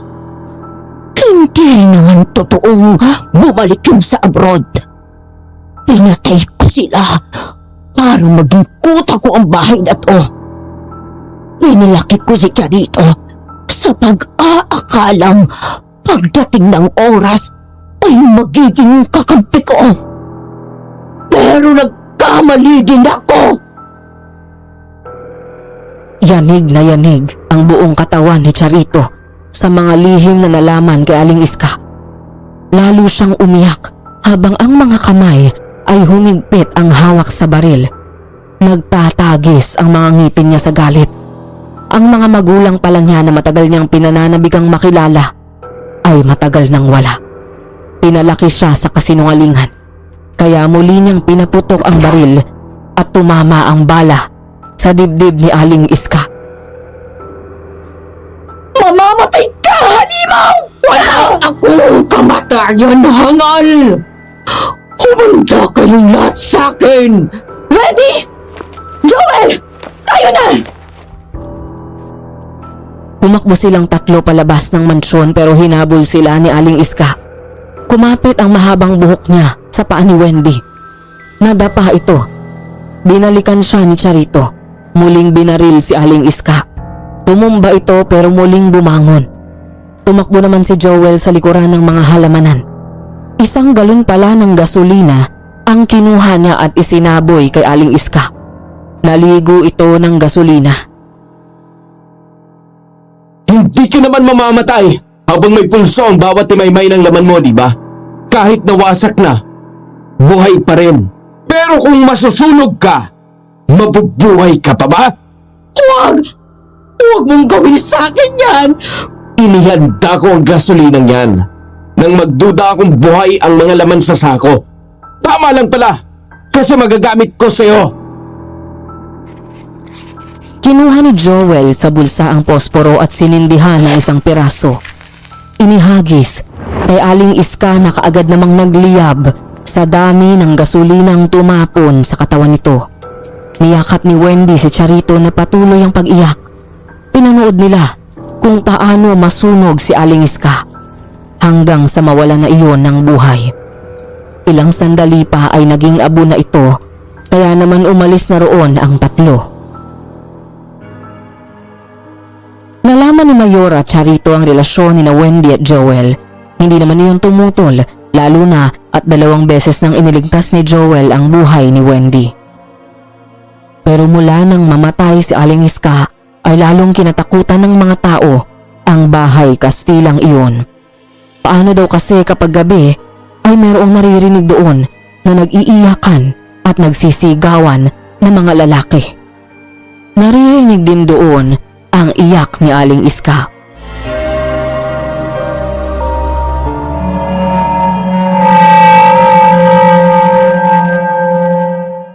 Lagi akong nakasubaybay sa mga magagandang kwentong karanasan ng ating mga kababayan na napapakinggan ko rito. Kaya naman naisip ko na sumulat din at i-share ang kwento ng aking lolo na si Greg na nangyari maraming taon na ang nakakaraan.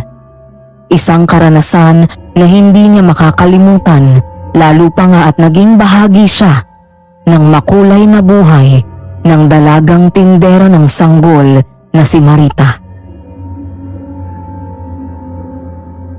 Matagal na nagsasama ang mag-asawang Greg at Ana. Pangarap talaga nila ang magkaroon ng anak na lalong magbibigay sa kanila ng kasiyahan at magiging inspirasyon nila sa buhay.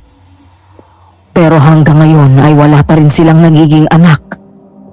Kahit anong senyales ng pagbubuntis ay hindi makita kay Ana, kaya naman palagi na lang malungkot si Ana. Kanina ka pa nandito sa bintana. Nakatingin ka sa malayo. Panayan yung buntong hininga. Meron bang problema? Naisip ko lang kasi, babae ba talaga ako? Meron ba akong matres? Sinabi naman ng doktor na wala tayong diferensya pareho. Pero hanggang ngayon, hindi pa din ako mabuntis. Hindi pa siguro panahon, mahal ko. Sinabi naman sa atin ng doktor na pwede tayong magkaanak kasi wala namang may problema sa atin. Kaya huwag ka nang mawala ng pag-asa. Iniisip ko lang kasi na matagal na nating pangarap yon. Baka kung hindi ko maibigay sa'yong bagay na yon, ay magbago ka na at iwanan ako. Ano ka ba naman? Huwag kang mag-isip ng ganyan.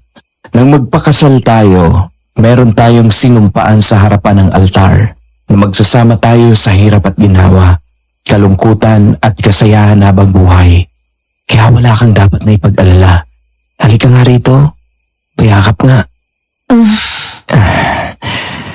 Palagi mong tatandaan na nandito lang ako para mahalin ka habang ako ay may buhay. Salamat, mahal ko.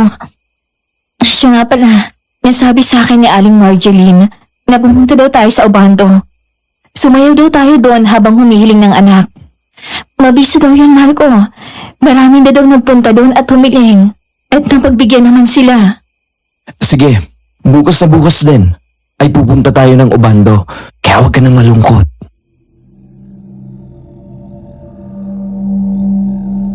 Napangiti na lang si Ana at yumakap kay Greg. Matagal siyang nakayakap dahil nalulungkot siya.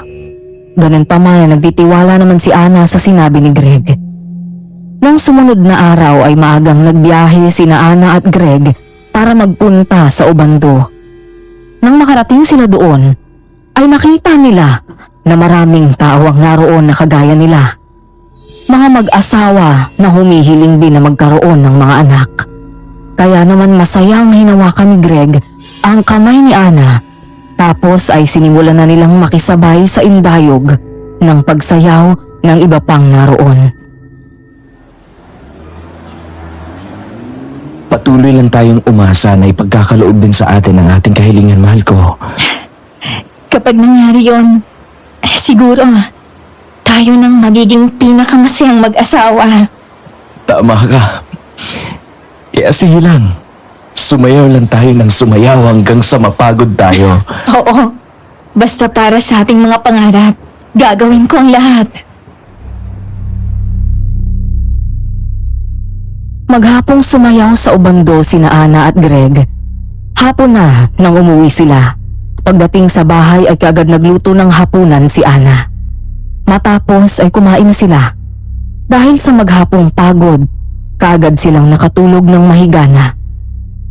Kinabukasan ay maaga pa rin silang nagising. Lumabas ng bahay si Ana para magwalis sa harapan. Iyon naman ang pagkakataong dumaan si Marita. Natulak-tulak ang kariton ng asin.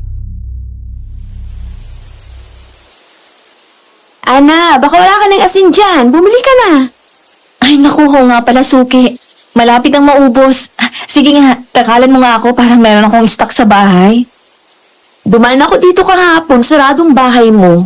Mukhang namasyal kayo ah. Naku, nagpunta kami ng Obando. Nagsayaw kami dun maghapon at humiling na magkaroon ng anak. Alam mo naman, di ba? Matagal na kaming mag-asawa pero wala pa rin kami nagiging anak. Kaya humiling kami ng anak sa Obando. Tama ka. Balita ko marami ng mag-asawang dumadayo doon para humiling ng anak. At karamihan naman ay napagbigyan ng pong lumikha. May mga nabalitaan din ako na matapos magpunta sa Obando, ay nabuntis. Ilang buwan lang nakalipas. Nako, sana ngay matulad din ako sa kanila. Nagkakaedad na din kami ni Greg. Dapat magkaroon na kami ng anak. Siya nga pala. Yung iba naman ay sumasama sa prosesyon ng mga santo habang humihiling. At yung iba namang kalalakihan ay nagpipinitensya para daw makahiling ng anak. Bakit hindi yung subukan ng mga yun? Sige nga, sabihan ko si Greg. Malapit na nga ang pista ng Poong Nazareno. Sasama kami doon. Matapos ang kanilang pag-uusap at may balot na ni Marita ang asin ay umalis na siya. Ipinagpatuloy naman ni Ana ang pagwawalis sa harapan ng bahay nila. Ilang araw lang ang nakalipas. Sumapit ang kapistahan ng Poong Nazareno. Kagaya ng maraming deboto ay sumama sa prosesyon sina Ana at Greg sa paniniwalang kapag sumama roon at humiling ay ipagkakaloob ang kahilingan. Kaya kahit mahirap ang sumama sa prosesyon sa dami ng tao, ay tiniis ng mag-asawa ang pagod at hirap. Kasama sila sa mga humihila sa tali ng karosa ng Poong Nazareno.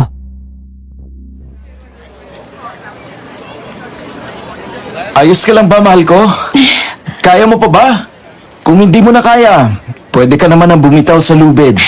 Kaya ko pa naman, mahal ko. Huwag mo akong alalahanin. Para ito sa ating kahilingan sa Poong Nazareno. Sige, dito lang ako palagi sa likuran mo. Nakaalalay sa'yo. Siya nga pala. Itutuloy mo pa ba ang plano mong magpenitensya? Oo naman. Panataw ko na yun tuwing sasapit ang mahal na araw. Gagawin ko yon hanggang hindi tayo nabibigyan ng anak. Pasensya ka na, ha? Ito kasing matres ko, walang silbi. Nahihirapan tuloy tayo ng ganito. Huwag mong sisihin ang sarili mo. Wala kang kasalanan. Siguro ay hindi pa lang talaga panahon. Pero maaawa din sa atin ang Diyos. Mabibigyan din tayo ng anak. Mahabang oras din ang lumipas bago natapos ang prosesyon. Pagod pero masaya na umuwi sina Greg at Ana. Umaasang mapagbibigyan ang kanilang kahilingan. Nang sumapit ang mahal na araw ay isa si Greg sa 7 lalaki na nagpenitensya. Maraming tao ang nanonood habang pumaparada sina Greg. Isa sa mga nakapanood ay si Marita na saglit na itinigil ang tulak-tulak na kariton ng panindang asin. Nanood ng nagpipinitensya. Matapos ay umalis na siya ron. Itinuloy niya ang pagtutulak ng kariton habang patuloy ang pagsigaw ng asin. Hanggang sa mapatapat siya sa bahay ng isa niyang suki na medyo malayo sa kalsada ang bahay. Aling Loleng! Nandito na po yung asin na order nyo. Dadalhin ko na dyan, ha? Bali 1 tabo ho ito. Nang sumang-ayon na si Aling Loleng ay kaagad na kinuha ni Marita ang asin na nakalagay na sa plastik. Tinakpan niya ng sako ang panindang asin para hindi marumihan. At pinuntahan ang bahay ni Aling Loleng na medyo malayo sa kalsada. Matapos ay bumalik na si Marita sa kariton. Itutulak na sana niya ang kariton nang magtaka siya. Nagbago kasi ang ayos ng paninda niya. Parang umalsa ang takip ng sako. Kasunod niyon ay nakarinig siya ng mga iyak ng sanggol. Kaagad siyang kinabahan at nagpalingalinga sa paligid. Pakiramdam kasi niya ay mayroong mga matang nakatingin sa kanya, lalo na nga at puro sagingan at malalaking puno ang meron sa lugar na yon. Naku po, Diyos ko naman, natityanak yata ako. Mukhang may tiyanak sa lugar na to. Patuloy na nakarinig ng pag-iyak ng sanggol si Marita, kaya lalo siyang kinabahan at patuloy na pinakikiramdaman ang paligid habang hinahanap kung saan nagmumula ang pag-iyak. Tapos ay muli siyang tumingin sa kanyang kariton. Gumalaw ang sako na takip ng asin. Kaya naman kahit kinakabahan ay dahan-dahan niyang iniangat ang sako na nakatakip sa asin at nakita nga niya ang 2 sanggol na puro dugo at nakabalot ng lampin at nakalagay sa kahon. Ay, Diyos ko po! Tiyanak! Kagaganda namang tiyanak nito! Ay, hindi! Sanggol nga! Sino naman ang mga walang puso nag-iwan ng mga sanggol na ito dito? Dinampot ni Marita ang isang sanggol. Tiningnan niya kung may sugat iyon dahil maraming bahid ng dugo ang lampin na nakabalot sa kanya. Pero wala naman siyang nakita na sugat ng sanggol. Kaya muli siyang tumingin sa paligid dahil pakiramdam niya ay mayroong nakatingin sa kanya. Hanggang sa meron siyang maramdamang kaluskusa hindi kalayuan sa likuran ng mga puno ng saging. Sino ka? Lumabas ka dyan! Magpakita ka! Narinig ni Marita ang malakas na ungol ng aso kaya naman napatigil siya saglit. Kumuha siya ng asin at bahagyang umatras. Nang lumabas mula sa likuran ng malalaking puno ng saging, ang asong itim at marahang humakbang palapit kay Marita, ay napaatras siya habang kalong ang isang sanggol. Nang makalapit naman sa kariton ng aso, ay pinagmasdan ng sanggol na nasa kariton. Naisip ni Marita na makakagatin ng aso ang sanggol. Napansin din niya na nagdurugo ang mukha ng aso kaya agad siyang nagdesisyon na sabuyan iyon ng asin. Layuan mo siya! Huwag mo siyang sasaktan! Chu! Chu! Layuan mo siya! Alis dyan! Alis! Parang nahilam ang mga mata ng asong itim nang tamaan ng asin sa mata. Parang nahilo na umatras. Nang makita iyon ni Marita ay nakita din niya ang isang piraso ng kahoy sa tabi ng kalsada. Dinampot niya yun at inihampas sa aso na muling tinamaan sa mukha kaya nakaramdam ng sakit at panganib ang aso. Tumakbo ito papalayo. Nakahinga ng maluwag si Marita. Ibinalik niya sa kahon ang sanggol. Iniayos ang takip ng sako para hindi mainitan at umalis na siya sa lugar na yun. Kaagad na umuwi siya ng bahay. Naku po! Aling Farida! Tulungan niyo nga ako dito sa mga sanggol na to. Kunin niyo po yung isa. Ay, Diyos kong bata ka. Saan ba galing ang mga sanggol na yan? Bakit puro dugo ang mga lampin na nakabalot sa kanila? Meron ba silang mga sugat? Di ko rin po alam kung sinong walang pusong ina ang nag-iwan ng mga sanggol nito sa aking kariton. Wala naman pong mga sugat ng mga bata. Yung lampin lang nila ang puro dugo. Ay, kung ganon, ano kaya nangyari sa kanilang ina? At iniwanan sila sa kariton mo? Di ko po alam eh. Basta nang makita ko po ang mga sanggol sa kariton ko, akala ko ay napaglalaruan ako ng tiyanak. Tapos ay nakita ko na may lumabas na asong puro dugo ang mukha. Kakagating pa nga sana yung isang sanggol eh. Pero binato ko ng asin at pinalo. Kaya ayun, tumakbo palayo. Ay, nako. Buti na lang at hindi ka natakot. Ay, kung nagkataon, tsak na nakain na ng asong yun ang isa sa mga sanggol. O siya, sige na. Palitan na natin ang lampin ng mga sanggol na ito. Naku naman, Aling Farida. Alam niyo namang dalaga pa ho ako eh. Paano magkakaroon ng lampin dito sa bahay ko? Ay, nako nga pala. Sandali lang at uuwi ako. Meron pa akong naitagong mga lampin doon ng mga anak ko. Magagamit natin sa kanila. O sige na, magbasa ka ng bimpo sa maligamgam na tubig. At linisin mo ang mga dugo sa katawan nila. Babalik agad ako. Saglit na umalis si Aling Farida at nang bumalik ay mayroon ng mga dalang lampin. Nang pagkakataong iyon ay nalinisan na rin ni Marita ang isang sanggol. Pansin niya agad ang itim na balat sa kanang balikat ng sanggol na lalaki. Nang bihisan nila ang isa pang sanggol ay mayroon din yung balat na kulay pula naman sa balikat din. Nang matapos bihisan at muling pinagtabi ang mga sanggol ay nalaman nila na kambal palang mga yun. Ipinagtimpla na nila ng gatas at pinasuso sa dalawang sanggol kaya tumigil naman ang mga ito sa pag-iyak. Kaganda at kagwapo ng kambal na ito. Mabuti na lang at ikaw ang nakakuha. Kung hindi, baka namatay na sa gutom ang mga ito. Oo nga po, Aling Faride. Ang problema ko po ngayon paano ko naman aalagaan ang mga batang to? Wala pa po akong karanasan dyan dahil dalaga pa ako Ay siguro naman baka makonsensya yung ina ng mga sanggol na ito at muli silang hanapin. Ang gawin mo ay isama mo sila sa paglalako mo ng asin para kung may maghanap ay madali mong malalaman. Mukhang tama nga ako kayo sa bagay na yun, Aling Farida. Yan nga ang aking gagawin para maibalik ko sila sa tunay nilang mga magulang. Mababait naman ang mga sanggol. Kaagad silang nakatulog na makadedena. Hindi naman sila mahirap alagaan. Maraming salamat po, Aling Farida. Nang gabing yun, mahimbing ang naging tulog ng mga sanggol. Itinabi ni Marita sa kanyang higaan ang mga ito.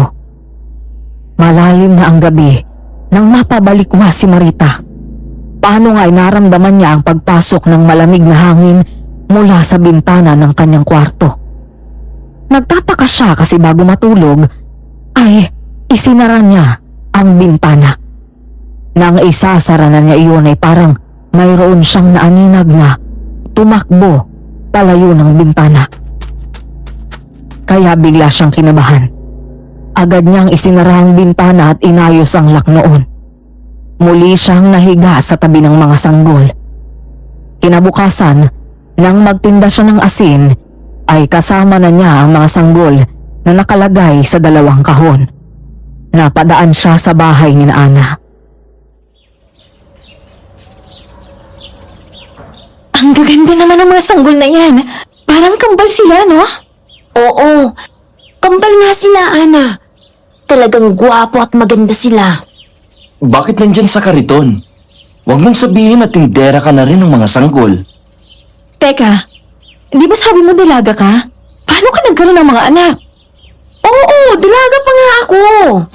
At hindi ko sila mga anak. Meron lang walang pusong ina ang nag-iwan sa kanila sa aking kariton. Kaya ako sila isinama sa aking paglalako, kasi baka makonsensya yung ina nila at hanapin sila, di maibabalik ko sa kanyang mga sanggol. Ay, kawawa naman sila. Ang init pa naman ng panahon. Baka magkasakit sila kung patuloy na mabibilad sa araw. Wala akong magagawa. Hindi ko naman sila kayang alagaan na pareho. Wala pa akong alam sa ganyan. Buti nga, tinulungan ako ni Aling Farida kagabi. Itinuro sa akin ang mga gagawin. Kung gusto mo, iwanan mo na lang sa akin tong sanggol na babae. Kami na lang muna mag-aalaga sa kanya habang hindi pa bumabalik ang tunay niyang ina. Talaga, Ana? Tutulungan mo ako sa pag-aalaga sa kanila? Oo. Alam mo naman na matagal na kaming sabik na magkaroon ng sanggol sa bahay na ito. Naisip ko na baka ito na rin ang sagot sa aming mga panalangin ni Greg. Magkaroon kami ng anak kahit na hindi galing sa aking sinapupunan. Hindi ba, Greg? Oo, tama ka nga mahal ko. Hindi siguro ito nagkataon. Baka kapalaran talaga ng batang ito na mapunta sa atin para maging anak natin. Sige, ipagkakatiwala ko sa inyong isang sanggol. Basta ipangako niyo na aalagaan niyo siya, ha? At kung sakaling bumalik ang tunay niyang ina, ibabalik natin ang mga sanggol sa kanya, ha? Sumang-ayon naman sina Greg at Ana sa sinabi ni Marita. Kaya naman, kinuha na ni Ana sa kahon na nasa kariton ang sanggol na babae. Pinagmasdan ito at hinalikan. Tapos ay niyakap na puno ng pagmamahal. Tuwang-tuwa na napatingin siya kay Greg. Noon naman muling naramdaman ni Marita ang malamig na hangin na dati niyang naramdaman. Muling tumayo ang mga balahibo niya sa braso at batok dahil sa kilabot. Kaya muli siyang napatingin sa paligid. Wala ba kayong nararamdamang kakaiba? Oo, meron akong kakaibang naramdaman. Sobrang saya ko ngayong may baby na sa aming bahay. Ibig kong sabihin, yung malakas na hangin kanina, parang kakaiba eh. Wala naman akong naramdaman. Ano bang hangin yun? Ganun ba? Sige, siguro nga pakiramdam ko lang yun. Napabuntong hininga si Marita. Tapos ay napatingin sa malayo kung saan nakita niya na mayroong isang babaeng nakatayo. Nakasuot ito ng purong itim na damit. May bandanang itim na nakatakip sa ulo at mukha kaya hindi makikilala. Nakatingin ang babae sa kanya. Kaya naman, binalingan niya ang mag-asawang Greg at Ana. Kilala niyo bang babae nakatayo sa tabi ng malaking puno ng mangga? Malapit sa tindahan ni Aling Maring? Aling babae? Wala naman ah. Kayo no! Sa tindahan ni Aling Maring. Teka, sandali. Kanina naroon siya nakatayo ah. Nakatingin sa atin, pero ngayon biglang nawala.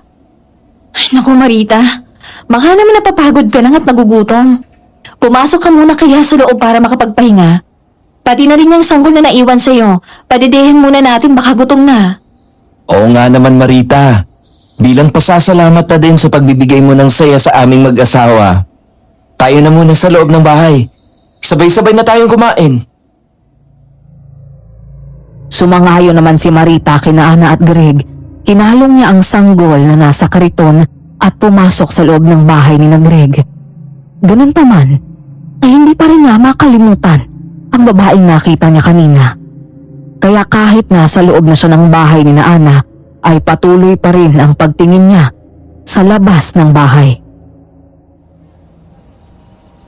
Kanina ko pa napapansin na parang hindi ka mapakali dyan Marita. Sino pang tinatanong mo sa labas ha? Hindi ko nga din maintindihan eh. Pakiramdam ko kasi, parang palagi nilang may nakatingin sa akin at nagbabantay. Kapag tinignan ko naman ang paligid, wala naman ako makita. Tapos yung babae kanina na nakatingin sa akin, bigla naman siyang nawala nung sinabi ko sa inyo. Para po nakakita ako ng multo sa katanghaliang tapat. Alam niyo yung ganung pakiramdam? Naku Marita, pressure ka lang niya dahil sa mga pangyayari. Dalaga ka pa kaya natataranta ka nang magkaroon ka ng responsibilidad sa mga sanggol na ito. Pero wag ka na mag-alala ngayon kasi tutulungan ka na namin na maalagaan sila. Oo nga. Hindi ka na dapat nag-aalala. Hindi ka din dapat na matakot. Kasi ang taas ng sikat ng araw oh. Walang multo. Ano ka ba? Pwede bang iwanan ko muna sa inyo itong dalawang sanggol? Dalhin ko lang yung mga order na asin sa suki ko ha. Dadaanan ko na lang yung isa kapag pauwi na ako. Oo sige, kami na munang bahala sa kanila. I-deliver mo na yung order sa'yo. Dumaan ka dito kapag pabalik ka na ha. Matapos ngang kumain sila ng pananghalian ay umalis na si Marita para i-deliver ang mga asin na order sa kanya. Matapos ang mahabang oras ay bumalik siya kina Greg para daanan ang sanggol na lalaki. Iyon ang isinama niya pabalik ng bahay. Kagaya ng dati ay tinuruan siya ni Aling Farida kung paano maalagaan ng bata. Naikwento din niya na pansamantala ay sina Greg at Ana na muna ang mag-aalaga sa babaeng sanggol. Nang gabing yun, muling nakaramdam ng kakaiba sa paligid ng kanyang bahay si Marita. Narinig niya kasi na parang may kumakamot sa bintana ng kanyang bahay, kaya sumilip siya. Wala naman siyang nakita. Tapos ay may mga yabag na narinig siya sa tapat ng pintuan niya. Aling Farida? Kayo po ba yan? Oo, ako nga ito. Buksan mo ang pintuan. Sige ho, sandali lang ho. Kamusta ng bata? Nakatulog na ba ng maayos? Oo po. Nakatulog naman po siya. Pumasok po kayo at silipin yung bata. Napangiti si Aling Farida tapos ay pumasok na ito ng bahay at tiningnan ang natutulog na sanggol. Marahang nilapitan at hinimas ang buhok ng bata. Maya-maya ay hinalika ni Aling Farida sa pisngi ang sanggol, tapos ay ngumiti kay Marita. Salamat naman at nakatulog na siya. Salamat din sa pag-aalaga mo. Naku, ako nga po ang dapat na magpasalamat sa inyo sa mga ginawa niyong pagtulong at pagtuturo sa akin ng mga dapat kong gawin. Oo naman. Sige, aalis na ako. Magpahinga ka na din. Kapag nagising ang bata, ipagtimpla mo na lang ulit ng gatas at ipadede mo para matulog na siya ulit. Sige ho, salamat. Hindi nagtagal ay umalis na si Aling Farida kaya isinara na ni Marita ang pintuan ng bahay. Siniguro niyang maayos ang pagkakasarado nito. Patilak nun ay inayos niya. Tapos ay nahiga na siya sa tabi ng sanggol at nakatulog. Nang mga sandaling iyon naman, sa bahay ni Greg ay umiiyak ang sanggol kaya kinalong yun ni Ana at ipinaghili. Tulog na, baby. Ito na ang dede mo, oh. Huwag ka nang umiyak, baka kabagan ka. Baka naninibago lang yan. Dati kasi palagi silang magkasama ng kakambal niya. Ngayon ay mag-isa na lang siya. Oo nga eh. Sige na, baby. Tulog ka na. Nandito ng nanay at tatay mo. Hindi ka namin pababayaan. Mamahalin ka namin at palalakihin na parang isang tunay na anak. Akin na. Ako naman ang magpapatulog sa kanya. Baka pagod ka na. Naku, hindi ako mapapagod. Okay lang yan sa akin. Masaya ako at meron ng baby sa bahay natin. Habang patuloy na isinasayaw ni Ana ang bata, ay umiiyak pa rin iyon. Hanggang sa makarinig sila ng mga katok sa pintuan, kaya naman marahang lumapit sa pintuan si Greg. Bahagyang binuksan at sumilip. Napangiti siya pero nagtaka din nang makitang si Marita ang nakatayo sa labas ng bahay nila, kaya agad niyang ibinukas ng todo ang pintuan. Ikaw pala, Marita. Bakit napasugod ka gabing-gabi na? Isip ko kasi itong sanggol na naibigay ko sa inyo. Ako, minsan iyakin siya, kaya pagtiyagaan nyo lang na alagaan Ano ka ba naman, Marita? Wala kang dapat alalahanin sa amin sa bagay niyan. Gaya ng sinabi namin, aalagaan namin siya at mamahalin. Mahirap lang sa una, pero kapag nasanay na ang bata sa amin, tsak na magiging maayos ng lahat. At saka dalawa naman kami na magtutulong mag-alaga sa kanya. Siya nga pala, sinong naiwan dun sa sanggol na sa'yo? Kasi nandito ka. Yung kapitbahay ko na si Aling Farida. Siya muna ang pinagbantay ko sa bata. Ana, pahiram muna ng baby. Subukan ko siyang patahanin. Ha? Sige, eto. Inalo nga ni Marita ang sanggol nang ipasa sa kanya ni Ana. Isinayaw niya at ipinaghele, kasabay ang pagbibigay ng bote ng gatas. Dumede naman ang sanggol at hindi nagtagal ay tumigil ito sa pag-iyak. Kaya naman napangiti si Marita. Nang himbing na ang tulog ng bata, ay muling ibinigay niya ito kay Ana. Parang naamoy ka niya. Kaagad na tumigil sa pag-iyak at natulog. Tapikin mo lang ng bahagya ang kanyang puwet habang pinaghihele mo. Babae kasi siya, kaya medyo maarte. Wow! Ang galing mo, Marita! Saan mo natutunan yan, ha? Daig mo pang may asawa. Itinuro lang din sa akin ni Aling Farida yan. Kaya itinuro ko din sa inyo. O sige na, aalis na ako. Baka naghihintay na sa akin sa Aling Farida. Sige, mag-iingat ka kasi gabi na, ha? Oo. Kayo nang bahala kay baby, ha? Salamat ng marami. Kami ang dapat na magpasalamat sa iyo, Marita, dahil naging masaya kami ni Ana dahil sa baby na ito. Oo nga, Marita. Sana ngayon matagalan pa siya bago bawiin sa amin ang tunay niyang ina. Kasi ngayon pa lang, mahal na namin siya. Walang nakakaalam ng kinabukasan. Hindi natin siya ang panahon. Pero habang ipinapaubaya siya ng pagkakataon sa inyo, mahalin niyo siya. Oo naman. Hindi nagtagal ay nagpaalam na si Marita kina Greg at Ana. Lumabas na ito ng bahay kaya isinara na ni Greg ang pintuan. Nahiga na silang dalawang mag-asawa at inihigahan na nila sa kanilang pagitan ang sanggol para mabantayan nila ito. Hindi nagtagal ay nakatulog na ang mag-asawa. Kinabukasan, maaga pa ay nasa labas na ng bahay sina Ana. Pinapasikatan nila sa sikat ng araw ang sanggol. Iyon naman ang pagkakataong dumating si Marita. Nakalong din ang sanggol na alaga niya. Uy, baby ko.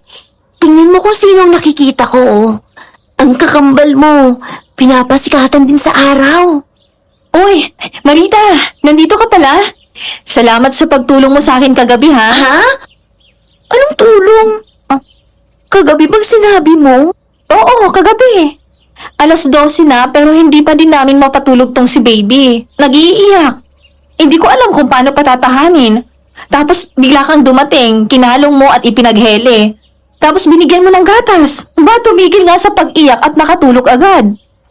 Pero hindi naman ako umalis ng bahay kagabi. Kasi nga ay nandun si Aling Farida sa bahay ko. Oy, nandito pala kayong dalawa. Teka, parang narinig ko yatang pangalan ko. May problema ba? Wala po yun, Aling Farida. Ang sabi ko, hindi ako nagpunta dito kina Ana kagabi ng 12:00. Kasi naroon kayo sa bahay ko. Nakakahiya naman kung iwanan ko kayo kagabi. Teka muna, Marita. Kagabi maaga akong natulog. 9:00 pa lang nakahiga na ako't nakatulog. Hindi na ako lumabas pa. Hindi ko naman kasi narinig na umiiyak ang sanggol na yan kagabi. Aling Farida naman. Nagbibiro ba kayo? Bakit naman kita bibiruin? Hindi nga ako nagpunta sa iyo kagabi. Lalo na nga ganoong oras na. Pero kayo yung pinapasok ko kagabi. Tinignan niyo pa nga yung bata at hinalikan. Niyakap at nagpasalamat kayo sa akin. Kung hindi kayo yun, sino yun? Kamukha niyo yun eh. Abay, ewan ko. Hindi talaga ako yun. Tapos sinabi mo, Marita, na hindi rin ikaw yung nagpunta sa amin kagabi ng ganoong oras. Oo nga, hindi rin ako yun. Hindi na ako lalabas ng bahay ng ganong oras. Kung hindi ikaw yun, sino yun? Kamukha mo yung bisita namin kagabi. Abay, mukhang hindi maganda ito ah. Parang dinalaw kayo ng mga kakaibang nilalang na may kakayahang gayahin ang anyo ng ibang tao. May gumaya sa itsura ko para makapasok sa bahay ni Marita. At may gumaya naman sa anyo ni Marita para makapasok sa bahay niyo, Ana. Ang mga aswang nagabunan lamang ang may kakayahang gawin yon. Nakakatakot naman yun, Aling Farida. Ano naman ang pakay niya at gagayahin ang itsura ko at itsura mo? Para makalapit sa bata. Baka target nilang kainin ang sanggol. Mabuti na lang at hindi kayo naging pabaya kagabi. Nakakatakot naman na nangyari niyang kagabi, Aling Farida. Anong gagawin natin? Baka sa ulitin na gawin ulit yun ng aswang ay magtagumpay na siya. Ano bang maganda nating gawin? Natatandaan ko pa ang sinabi ng aking lolo. Ang aswang daw ay hindi nakikipag-usap ng diretsong nakatingin sa iyo. Kasi makikita mo na baliktad ka sa kanyang mga mata. Tapos walang kanal sa kanyang ilong papunta sa bibig. Ang isa sa panglaban sa kanya ay maglagay ka ng bawang sa bulsa. Malayo pa lang sila ay maaamoy ka na nila. Kaya hindi sila lalapit sa'yo. Mabisa din panglaban ng asin. Takot din sila dyan. Madalas na gusto nilang biktimahin ang mga buntis at sanggol. Kaya ingatan nyo ang mga bata na yan. Sige po, yan ang gagawin ko. Gawin mo din yun, Ana, para hindi na tayo malapitan ng aswang na yun. Oo, yun nga ang gagawin ko. Pati bintana at pintuan namin, palalagyan ko kay Greg. Kahit anong mangyari, hindi niya makukuha sa amin ang sanggol na ito. Matapos noon ay sumabay na si Marita kay Aling Farida papunta sa talipapa. Bumili siya ng maraming bawang. Nang makauwi ng bahay ay nilagyan niya ang bintana pati na ang mga pintuan. Sinabitan niya ito ng bawang. Naglagay din siya ng bawang sa bulsa at sa kwarto nila ng sanggol na alaga niya. Nang sumapit ang gabi, pinakiramdaman niya ang paligid. Tahimik naman kaya alam niya na mabisa nga ang pinayo sa kanila ni Aling Farida. Nakatulog siya ng maayos ng gabing yun.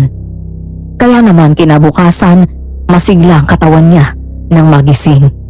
Muli siyang naglako ng asin at kagaya ng dati ay isinama niya ang alagang sanggol. Suki! Asin kayo dyan! Bili na kayo ng asin! Asin! Magkano ang asin? 10 piso lang ho ang isang tabo. Sige, bigyan mo ako ng 5 tabo, pero pwede bang ikaw na lang ang maglagay sa harapan ng bahay ko? Kahit isabit mo na lang din sa bakod. May pupuntahan pa kasi ako eh. Nasa lubong na kita. Oo, sige. Nasaan ang bahay mo? Yung kalsadong yun. Pagliko mo yung unang bahay doon. Isabit mo na lang sa bakod ang mga asin na binili ko. Etong 200. 50 pesos lang ang asin ko. Sa'yo na ang sobra. Maaabala kasi kita kapag ikaw pang magdala ng asin. Tsaka, para mo rin maibili mo ng gatas ang baby mo. Kahit mainit ang panahon, kasama mo pa din siya. Mabuti na lang at may payong ka. Oo nga eh. Wala kasi ibang mag-aalaga dito kay baby kaya sinasama ko na kahit saan ako magpunta. Ingatan mo siya. Magkakaroon ka ng magandang kapalaran sa batang ito. Sige, aalis na ako. Pakidaan na lang din sa aking bahay ang asin na binili ko. Sige. Salamat sa perang binigay mo. Malaking tulong yun para sa amin ni baby. Minerva ang pangalan ko. Natutuwa ako makilala kita. Ako naman si Marita. Inuulit ko. Salamat sa perang ibinigay mo. Napangiti si Minerva tapos ay hinawakan nito ang pisngi ng natutulog na sanggol. Tapos ay umalis na ito. Tuwang-tuwa naman si Marita na tiningnan ang hawak na pera. Tapos ay nilagay sa bulsa. Itinulak niya ang kariton. Nang makarating siya sa lugar na sinabi ni Minerva, ay lumapit siya sa bakod. Nakita niya ang isang lumang kubo. Tahimik ang paligid, kaya naisip niya na walang tao. Isinabit na lang niya sa bakod ang plastik ng asin kagaya ng usapan nila ni Minerva. Muling itinulak ang kariton at inilako ang mga paninda niyang asin. Napadaan siyang muli kina Ana. Saglit siyang tumigil nang makitang nasa labas ng bahay si Ana at kalong ang sanggol. Napansin ko lang, meron palang birthmark ang batang ito, Marita. Tingnan mo, ang ganda, di ba? Oo. Parehas sila nitong kakambal niya. Magkaiba nga lang ng hugis at kulay. Hugis araw at hugis buwan. Oo nga. Siya nga pala, ano nang balita? Wala pa bang naghahanap sa kanila? Wala pa ako nababalitaan eh. Siguro hindi na talaga sila babalikan ng ina nila. Kaya nga iniwan na sila sa aking kariton. Mas mabuti nga kung ganun. Huwag niya nang bawiin sa atin mga batang to. Mahal ko na kasi tong cute na baby na to. Pwede rin naman. Kaya lang, daig ko pang dalagang ina. Biglang nagbago ang buhay ko dahil sa batang to. Bukod pa doon, yung mga nangyayaring kababalaghan, ay nako, mabuti na lang at may alam si Aling Farida na pangontra sa kanila. Hindi na tuloy sila nakakalapit sa atin. Oo nga. Kasi malayo ka palang daw kapag meron kang dala ng bawang ay maaamoy na nila. Ha? Naku, oo nga pala. Dapat pala kahit araw ay maglalagay ako ng bawang sa bulsa ko.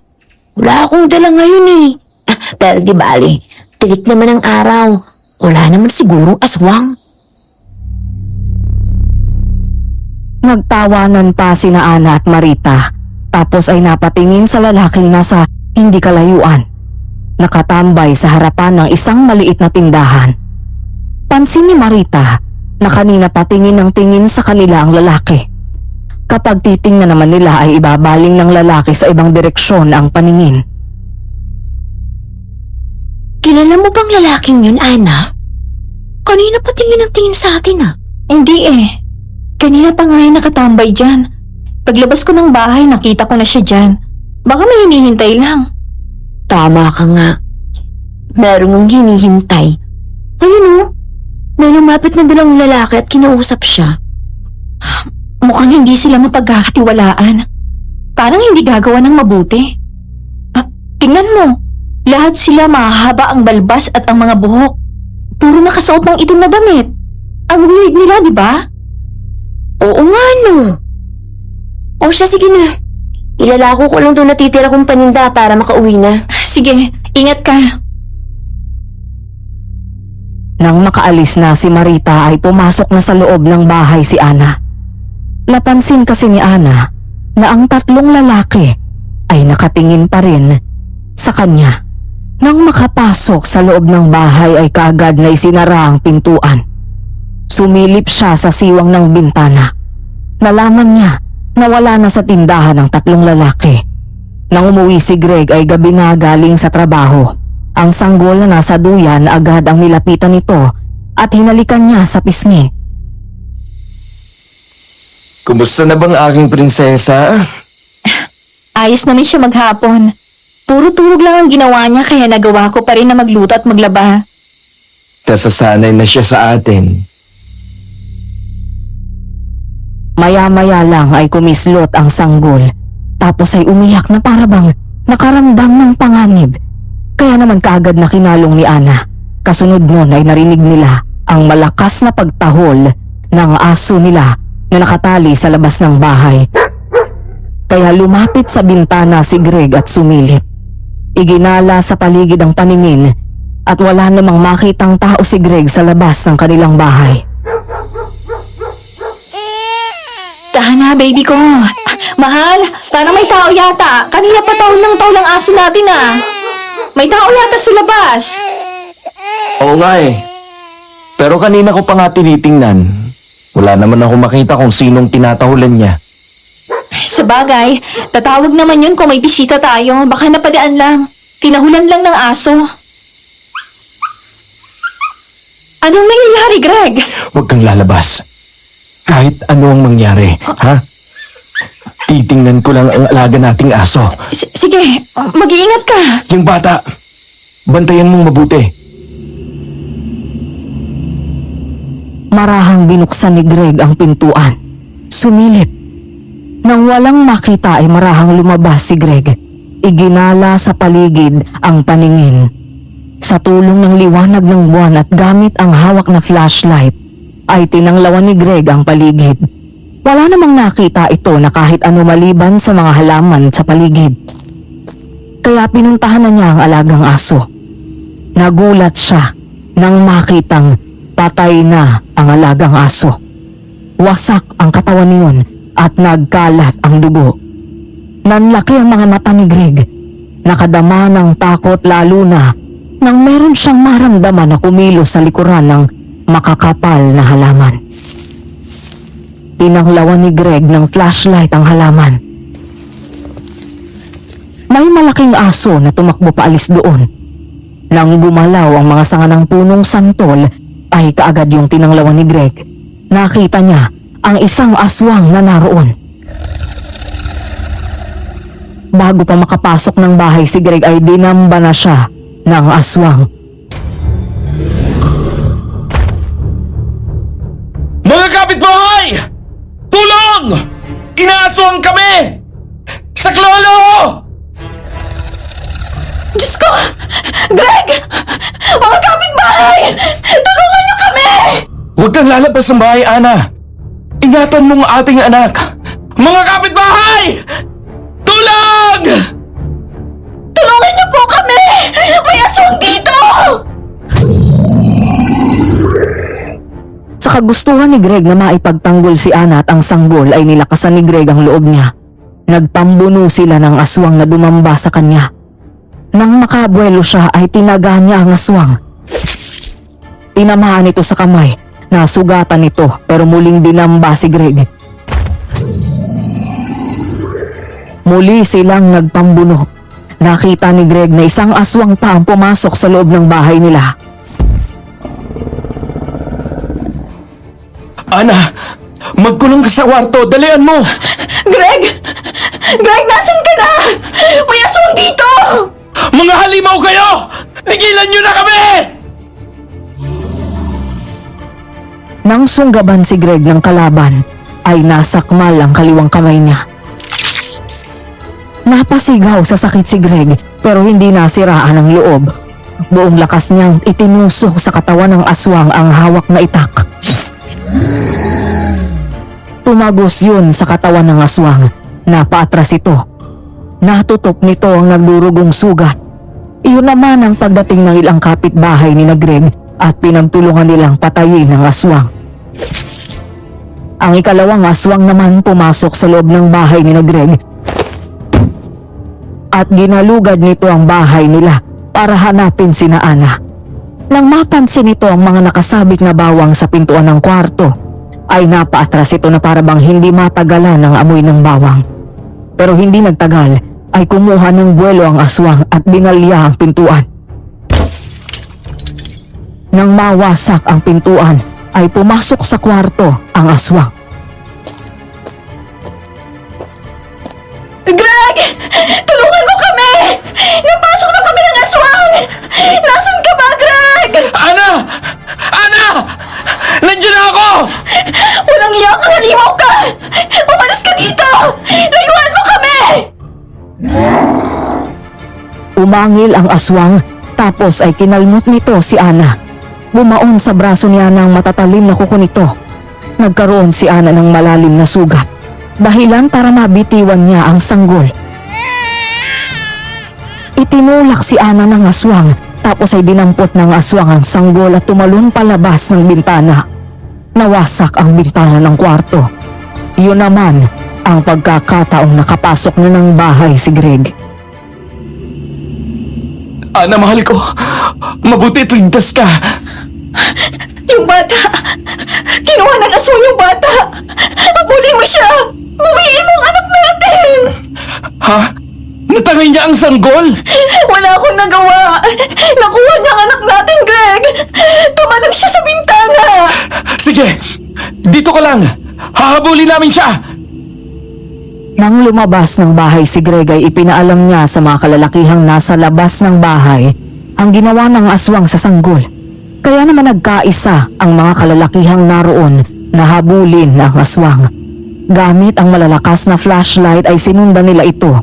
Pero dahil maliksi ang aswang at sanay sa dilim ng gabi ay madaling natakasan nito ang grupo ni Greg.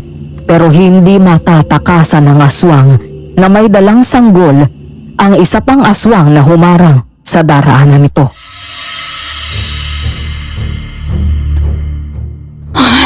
Saan mo dadalhin ang anak ko? Ibalik mo siya sa akin at pababayaan kitang mabuhay! Akin na ang bata!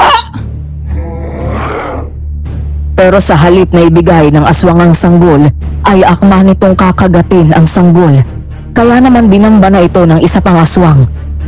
Naglaban sila ng lakas sa lakas, bangis sa bangis, pangil sa pangil, hanggang sa manaig ang lakas ng isa. Malubhang nasugatan ng isang aswang dahil sa matatalas na kuko at pangil ng kalaban.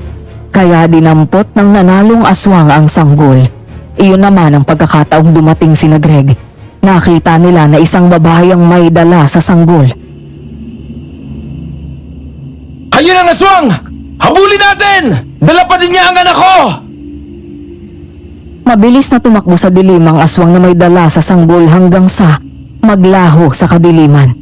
Naabutan ni na Greg ang agaw buhay na aswang. Sa galit ng mga tao, ay tinapos na rin nila ang paghihirap nito. Matapos ay nagpatuloy silang hanapin ang isa pang aswang na may dala sa sanggol, pero nabigo sila. Kaya nagpasya na silang umuwi. Greg, mahal ko! Anong nangyari? Nasaan ang ating anak? Hindi mo ba naabutan ng aswang? Wala na siya, mahal ko. Hanggang ngayon ay naguguluhan pa din ako.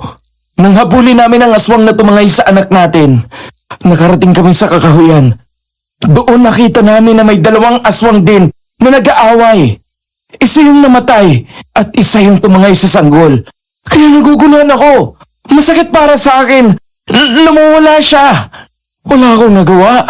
Para proteksyonan kayo. Kawawa naman ang ating anak. Napakabata niya pa para danasin ng ganun kalagim na kamatayan.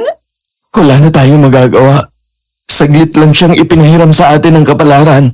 Saglit na panahong pinasaya tayo.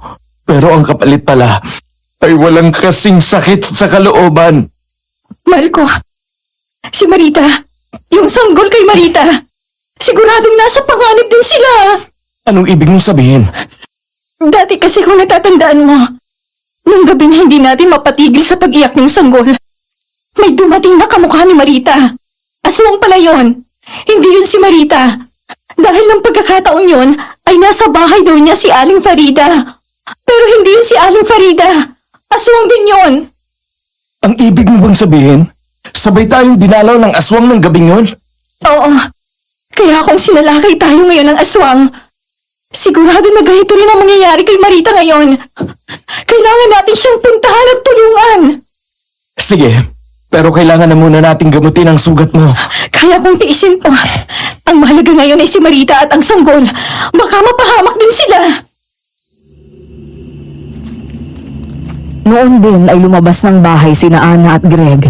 Gabay nila ang liwanag ng buwan at flashlight para tahakin ang madilim na daan patungo sa bahay ni Marita.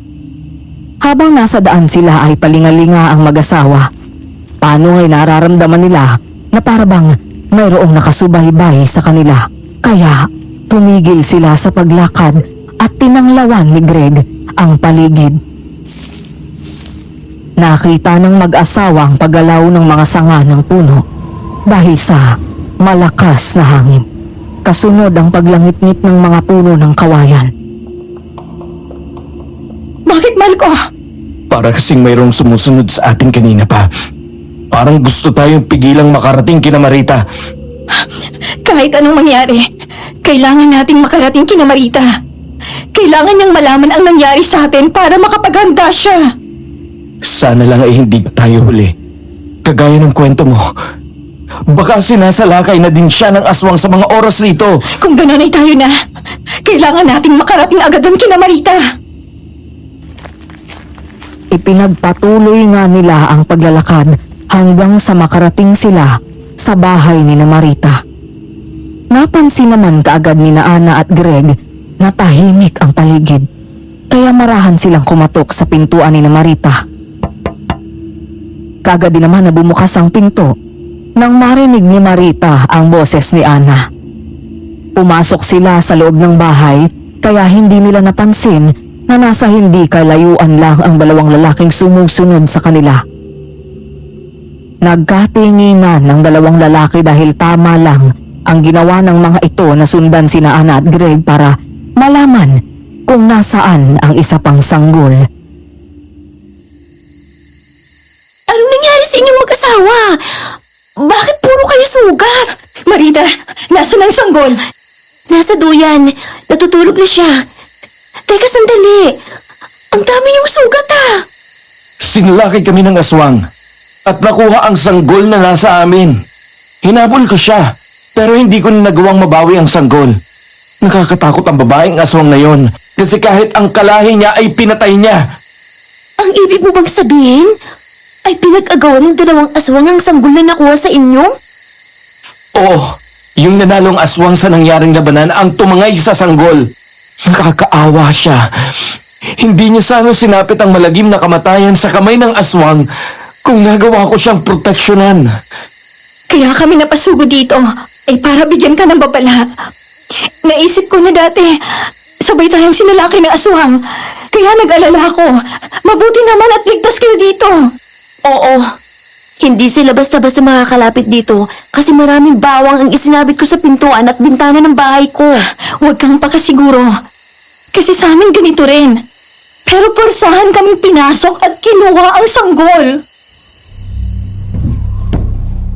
Kinabahan si Marita nang umihip ang malakas na hangin.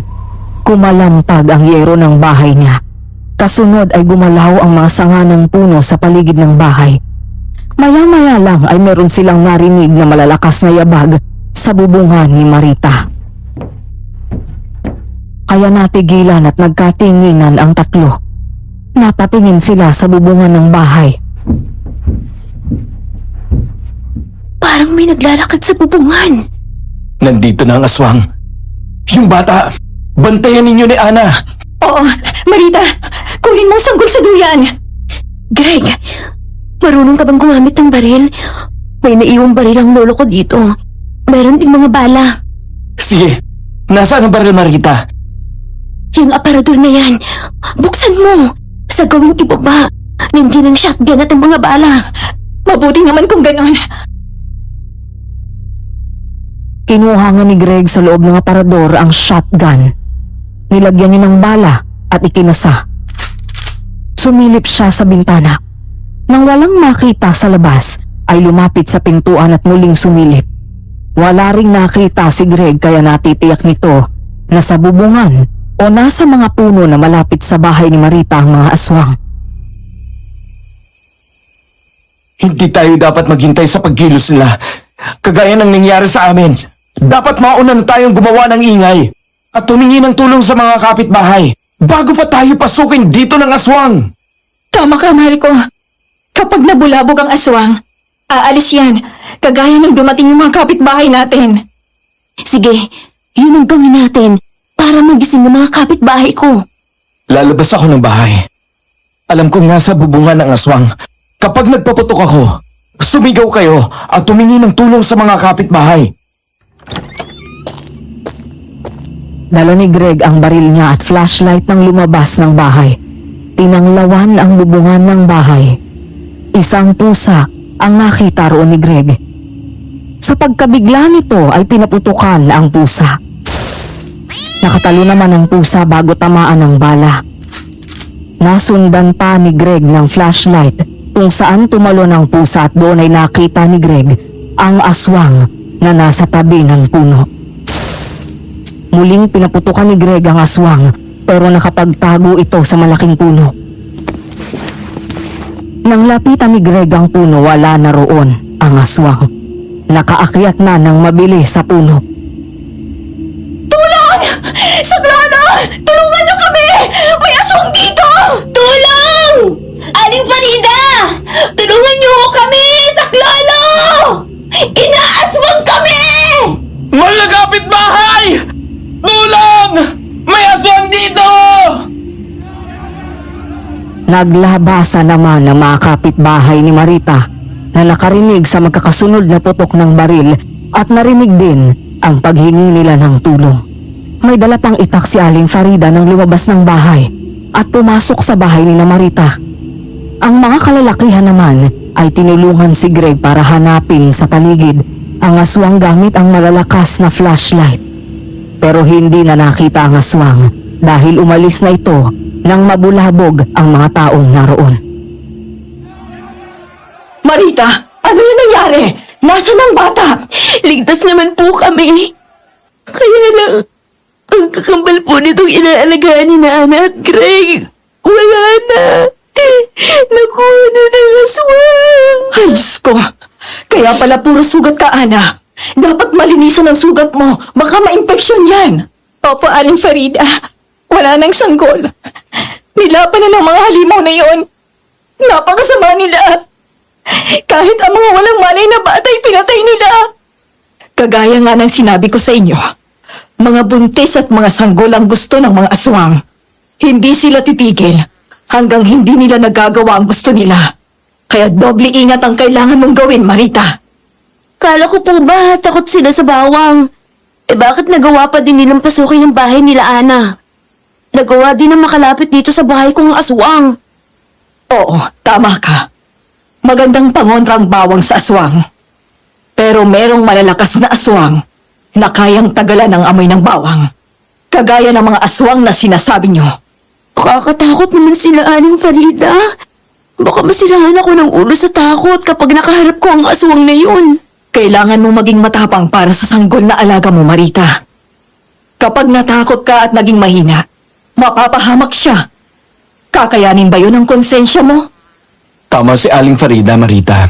Kagaya ng nararamdaman kong sakit ng kalooban ngayon. Kasi naisip ko kung naging mautak ako, baka buhay pa ang sanggol at nasa amin pa siya. Hindi na kumibo si Marita.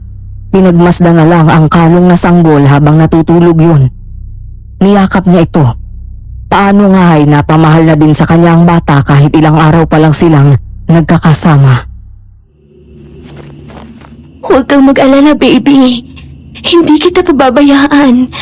Hindi kita basta ibibigay sa kanila. Oo, Marita. Ipagtatanggol natin ang batang yan. Malapit nang sumikat ang araw. Ligtas na tayo sa ngayon. Mas maganda kung humanap ka ng ibang malilipatan pansamantala, Marita. Ngayon kasing alam na ng aswang ang lugar na ito. Babalik at babalikan ka ng aswang dito. Tama si Aling Farida. Sige, pagsikat ng araw ay aalis tayo rito. Punta tayo kay Natchong Lorito. Matutulungan niya tayo. Isa siyang albularyo. Marami siyang alam para labanan ang mga kampo ng kadiliman. Tama ka, mahal ko. Doon na lang muna tayo, Marita. Sumama ka sa amin ni Greg. Doon muna tayo para mailigtas ang sanggol na ito. Sumang-ayon naman si Marita kaya nang sumikat ang araw ay sumama siya kina Ana at Greg papunta sa kabilang baryo. Sa tsuhin ni Ana at Greg, doon sila nagtungo. Ang hindi nila alam ay mayroon pa ring lihim na sumusunod sa kanila. Isang lalaki na mula pa sa bahay ni Marita ay sinundan na sila ng lihim hanggang sa makarating sila sa bahay ni Loreto. Bukod sa lalaki, ay may isa pang lihim na nakasubaybay sa bawat kilos ni Marita. Ang ibong itim na kung tawagin ay Martinez na kadalasang alaga rin ng mga aswang. Bukod kasi sa natuturuang magsalita ang ibong ito, ay matalino rin at nauutusan. Pumayag na si Tio Loreto na dito na lang muna tayo pansamantala. Sinabi ko ng problema natin. Mabuti naman kung ganon. Teka, Marita. Wala na palang gatas si baby. Oo nga eh. Bibili na lang ako. Ako na lang ang bibili, Marita. Ako na lang, Greg. Magpahinga ka na lang at lagyan mo ng gamot ang mga sugat mo. Kabisado ko naman ang lugar na to eh. Nakakarating ako dito sa paglalako ng asin. Ana, ikaw na munang bahala kay baby ha? Oo, Marita. Mag-iingat ka. At huwag mong kalimutan na magdala ng bawang. Para kahit paano ay may protection ka. Sumang-ayon naman si Marita. Naglagay siya ng bawang. Magkabilang bulsa niya ito nilagay tapos ay umalis na para bumili ng gatas. Pero may kalayuan ng malaking tindahan sa bahay ni Mang Loreto at daraan pa sa ilog na hanggang tuhod lang naman ang tubig. Nang makatawid doon si Marita ay nadaanan niya ang lugar ni Minerva. Nagulat siya nang makitang naroon pa ang asin na isinabit niya sa bakod. Ilang araw na ang nakalilipas. Kaya naman kinuha iyon ni Marita. Lakas loob siyang pumasok sa loob ng bakuran at lumapit sa kubo. Tao po? May tao ba dyan? Tao po! Nang walang sumagot sa mga tawag ni Marita, ay marahan niyang itinulak ang pintuan ng kubo. Bumukas yun. Walang tao. Wala rin kahit anong gamit. Kaya naman napatingin sa paligid si Marita. Napaatras siya at akmang aalis. Pero paglakad niya, natigilan siya nang makitang nakatayo na roon si Minerva. Pasensya ka na kung pumasok ako nang walang paalam. Napadaan kasi ako at nakita ko itong asin na binili mo. Nakasabit pa din sa bakod. Iuwi mo na yan. Hindi ko na kailangan. Lumipat na din kasi ang pamilya ko. Wala na rito. Ah, kaya pala wala nang kahit anong gamit sa loob ng kubo. Nasaan ang sanggol? Saan mo siya dinala? Nasa bahay ko. Bibili lang kasi ako ng gatas kaya iniwan ko siya pansamantala doon. Inaalagaan ng kapitbahay. Wala siya sa bahay mo. Galing na ako dun kaya alam ko nagsisinungaling ka. Oo, wala nga siya doon.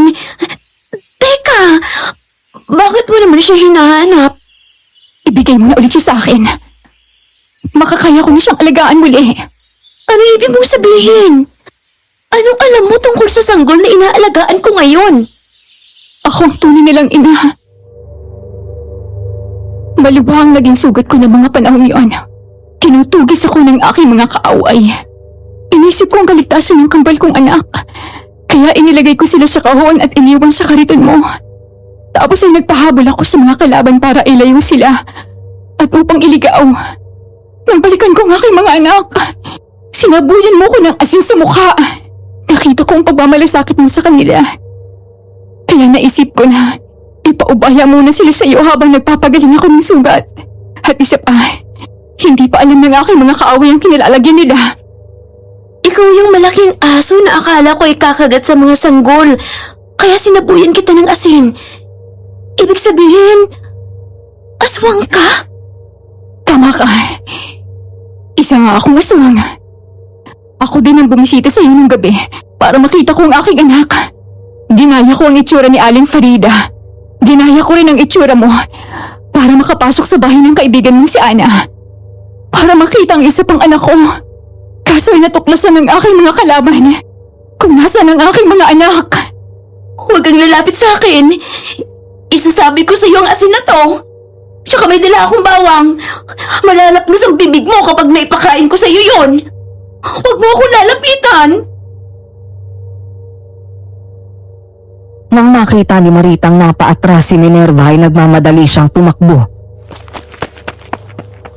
Pero hindi niya binitiwan ang asin dahil alam niyang iyon lang ang magagamit na panlaban sa aswang sa ganoong pagkakataon. Nagpatuloy siya sa pagtakbo. Dinaanan niya ang malalaking kahoy at damuhan. Halos hindi na nga niya nilingon ang pinanggalingan niya. Ang mahalaga sa kanya ay makalayo sa lugar na yon. Pagod na siya sa haba ng tinakbo niya. Tumigil siya, lumingon sa pinanggalingan niya at hindi na niya nakita pa si Minerva. Dahil nasa unahan na niya ito.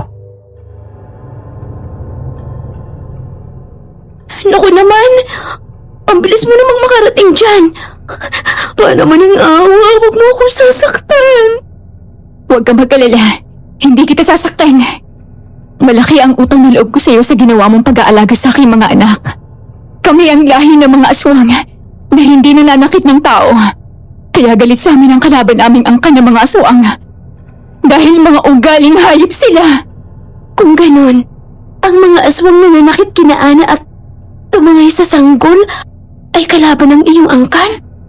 Tama ka. Sila ang mga aswang na kalaban ng aming angkan. Kahit mga bata ay gusto nilang ubusin. Ngayong alam na nila na ikaw ang nagtatago ng aking anak, ay hindi ka rin nila titigilan. Pasensya ka na kung nadamay ka. At ang iyong mga kaibigan sa away namin mga aswang. Pero Minerva, wala nang isang sanggol. Natangay na siya ng aswang. Nakuha kina Ana at Greg. Buhay pa siya, Marita. Gaya ng aking sinabi, palagi ako nakasubaybay sa inyo dahil sa aking anak. Nang kunin ang kalaban naming aswang ang sanggol kina Ana, hinarang ko siya sa kakahuyan. Pinatay ko ang aswang na dumukot sa aking anak. At saka ako tumakas. Ikaw nang bahala magsabi kina Ana para hindi na sila mag-alala. Mabuti naman kung ganun. Sobra pa naman ang sama ng loob niya sa pagkawala ng sanggol. Sabihin mo sa akin kung saan mo tinago ang anak ko. Para na rin sa inyong kaligtasan. Dahil kumikilos na rin si Anton. Isa sa mortal kong kaaway. Mula pa nung mga bata kami. Hindi ko alam kung anong gulo itong pinasok ko. Pero sana'y matapos na to. May isang tanong lang ako. Para makasiguro ako na ikaw nga ang ina ng mga sanggol na yun. Anong palatandaan mo sa kanila? Pareho silang may birthmark sa kalang balikat. Hugis araw at hugis buwan para tandaan ng pagiging hari at reyna. Sa araw at sa gabi. Pagdating ng araw, ang aking kambal ang magiging pinakamalakas na aswang. Kaya ngayon pa lang, ay natatakot na sila at gusto nang tapusin. Kaya pala, ganun na lang ang kagustuhan nilang makuha ang mga sanggol. Tuso ang aking mga kalaban. Palagi kang mag-iingat, Marita. Ingatan mo ang anak ko. O anak nating dalawa. Napangiti si Marita. Muli siyang lumingon sa kubo kasi nakatingin doon si Minerva. Nang ibalik niya ang paningin kay Minerva, ay wala na yun sa harapan niya, kaya't muling nagulat si Marita. Nagpalingalinga siya sa paligid, pero hindi na niya nakita pa ang babae. Nasaan na yun?